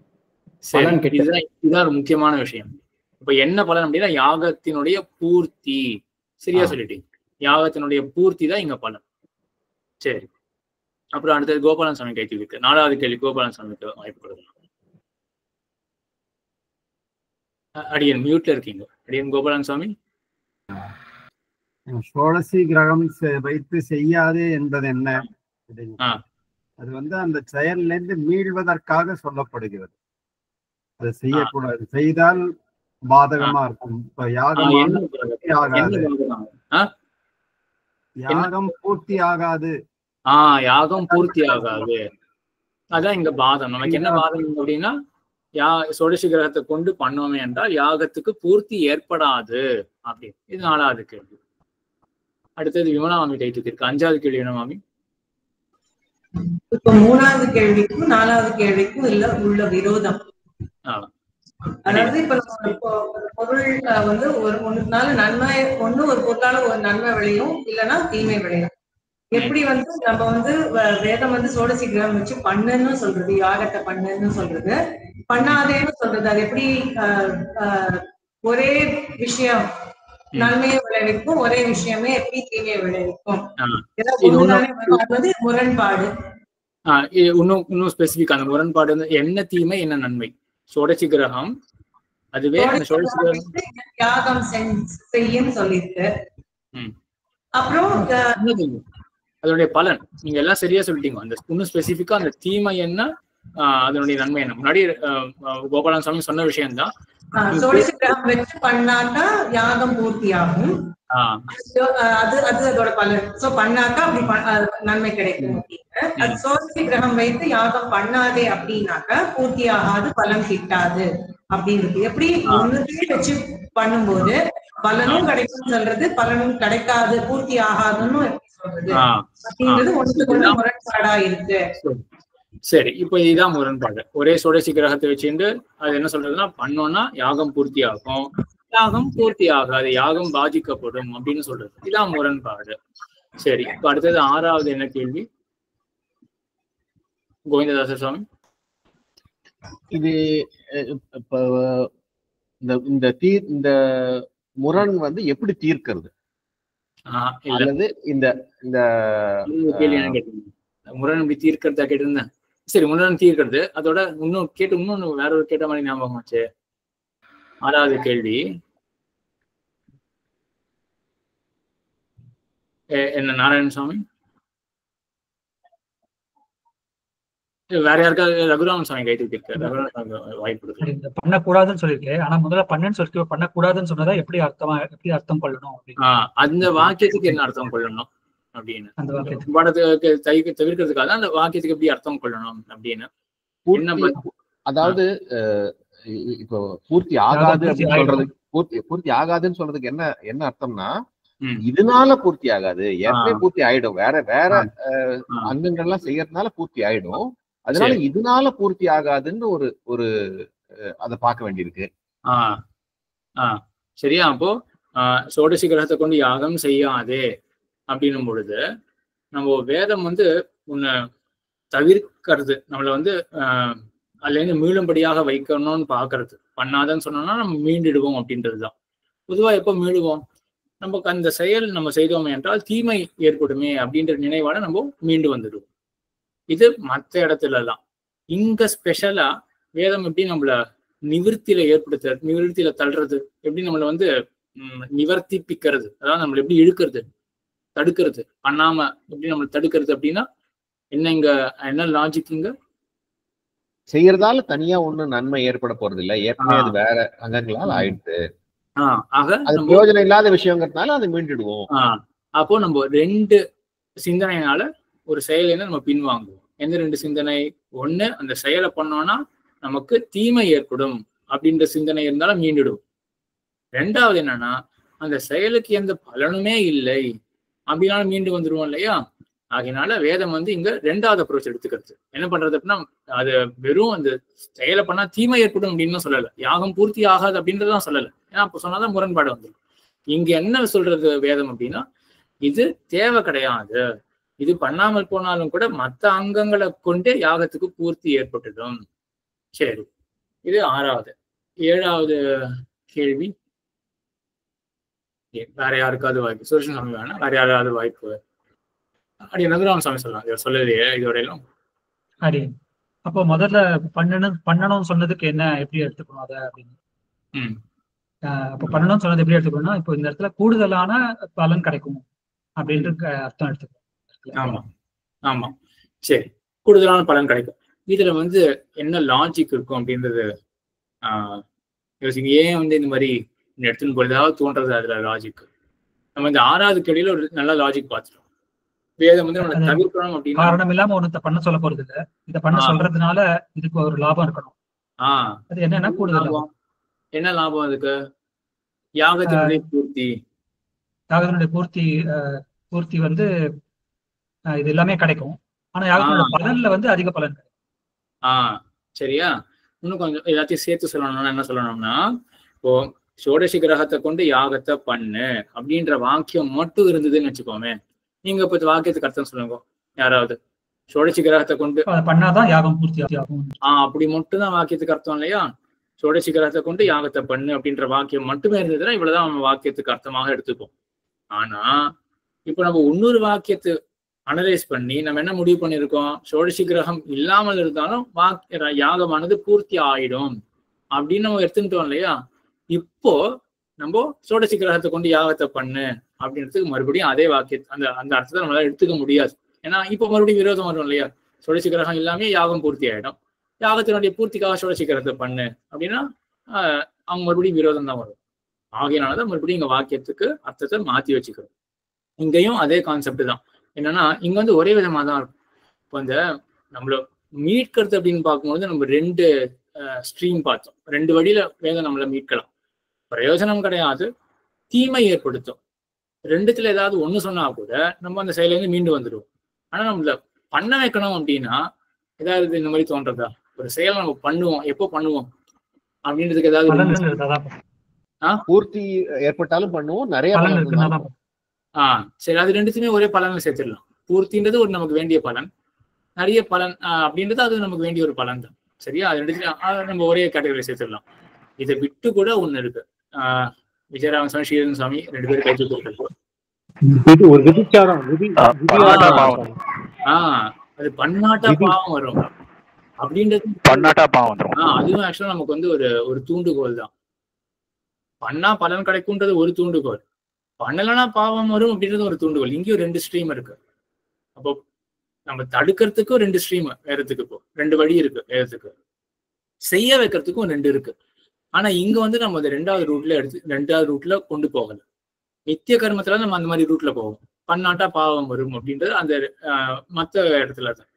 இங்க நம்ம எப்படி வேதத்தினுடைய அர்த்தத்தை கொள்றோம் அப்படின்னா, யாகத்தினுடைய பூர்த்தி தானே பலன் சொன்னா நமக்கு ஒரு சமம் இருக்கு, வேற ஒண்ணு பலமா சொல்லிடலாமே, அதிகமான பலம் அப்படின்றத நம்ம சொல்லிடலாம்னா நம்ம வாக்கியத்தினுடைய அர்த்தம் சரியா வந்துடுமே அப்படின்னு 2வது ரூட்ல, அத முதல் ரூட்ல நம்ம எடுத்துன்னு போறோம் அப்படின்றதுதான்.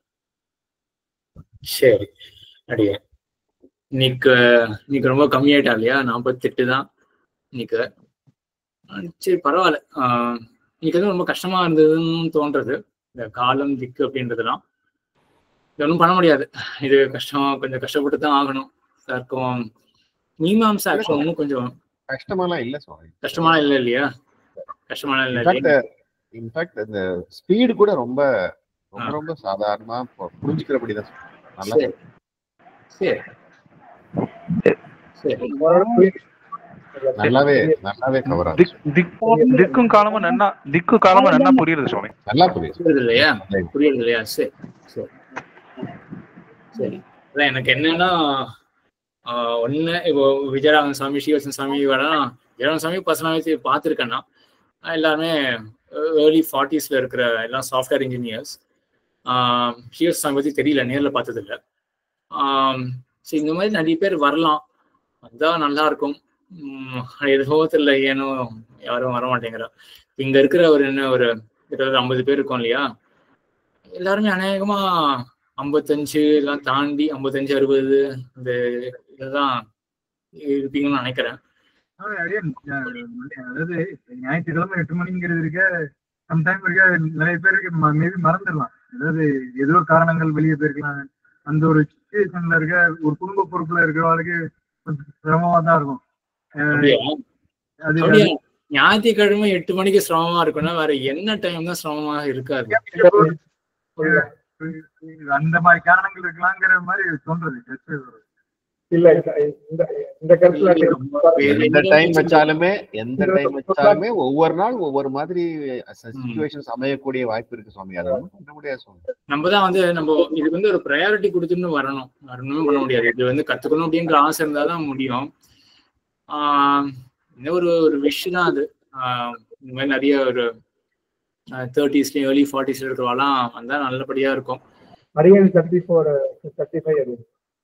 நல்லது நல்லது. கரண்ட் இல்ல, அதனாலதான் வீடியோ தெரிய மாட்டேங்குது சொல்லுவாங்க. சரி சரி சரி சரி பரவாயில்ல. ஓ இது யாரு? ஜெகநாதன் சுவாமி யாரு? அடியன் ஜெகநாதன் சுவாமி அதான் புதுசா தான் தெரியல. இந்த மாதிரிலாம் அவனுக்கு முன்னாடி கான்டாக்ட் இல்லாதனால யாருன்னு தெரியல.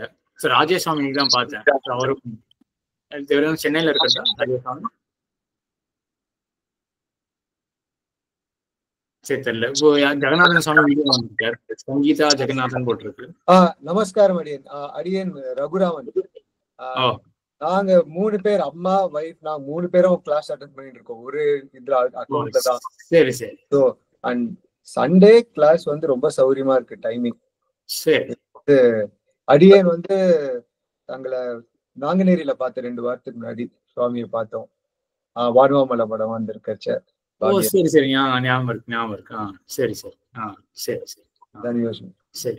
ரொம்ப சிம்பிளா தான் இருக்கு, ஃபாலோ பண்ணிக்க முடியும். சரி சரி சரி சரி அடிக்க. சரி அடியன் இந்த ரெஃபரன்ஸுக்கு ஒரு தமிழ் இது ரகுராமன் சாமி தான் டிரான்ஸ்லேட் பண்ண ஆரம்பிச்சிருக்காரு. ஆனா எனக்கு என்ன தோன்றது அப்படின்னா, பெஸ்ட் இந்த வீடியோ தான் ஒரு ரெஃபரன்ஸ் ஆச்சுக்கலாம்னு தோன்றது. அந்த தமிழ் டிரான்ஸ்லேஷன் கூட அதுக்கப்புறம் மறுபடியும் நீங்க தான் நோட்ஸ் எடுக்கணும். வீடியோ கேட்டு நீங்களே நோட்ஸ் எடுத்துட்டு இருக்கோம்.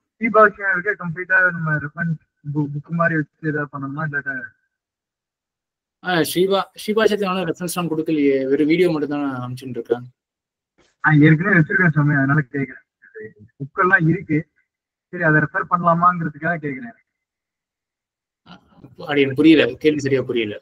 ஸ்ரீபாஷத்துக்கு இல்ல ரெஃபரன்ஸ் இதுக்கு ரிலேட்டடான ரெஃபரன்ஸ் அதுதான் சொல்றேன் இல்லையா. இதே கேள்விதான் ஸ்ரீபாஷத்துலயும் கேட்டா, ஸ்ரீபாஷத்துக்கு ரெஃபரன்ஸ் வேணுமா அப்படின்னு. அதான் அந்த ஸ்ரீபாஷி வந்து நம்ம மூல கிரந்தம் சம்ஸ்கிருதத்துல இருக்கு, அதை வச்சு நம்ம ரெஃபர் பண்ண முடியாது.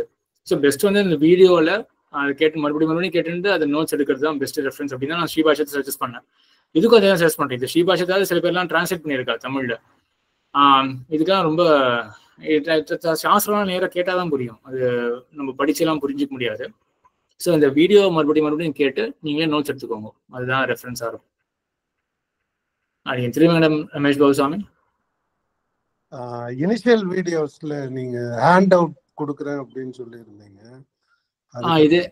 இதுதான் அந்த இது ஹேண்டோட தெரியலையா இப்போ வாட்ஸ்அப்ல இந்த பிரசன்டேஷன் ஹேண்ட் அவுட் வேற எப்படி எதிர்பார்க்குறீங்க?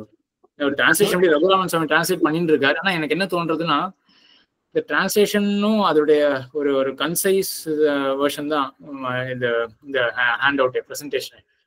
ஸோ எப்படியுமே தனியா நீங்க எப்படியும் நோட்ஸ் எடுத்து தான் ஆகணும். மறுபடியும் கேட்டு நோட்ஸ் எடுத்து தான் ஆகணும். அது மாற்றவே முடியாது. சுவாமி உங்களுக்கு வீடியோ வேணா ஸ்டாப் பண்ணி ரெக்கார்டிங் வேணா ஸ்டாப் பண்ணிடலாம் சுவாமி. ரொம்ப தான் பேசிட்டு இருக்கோம்.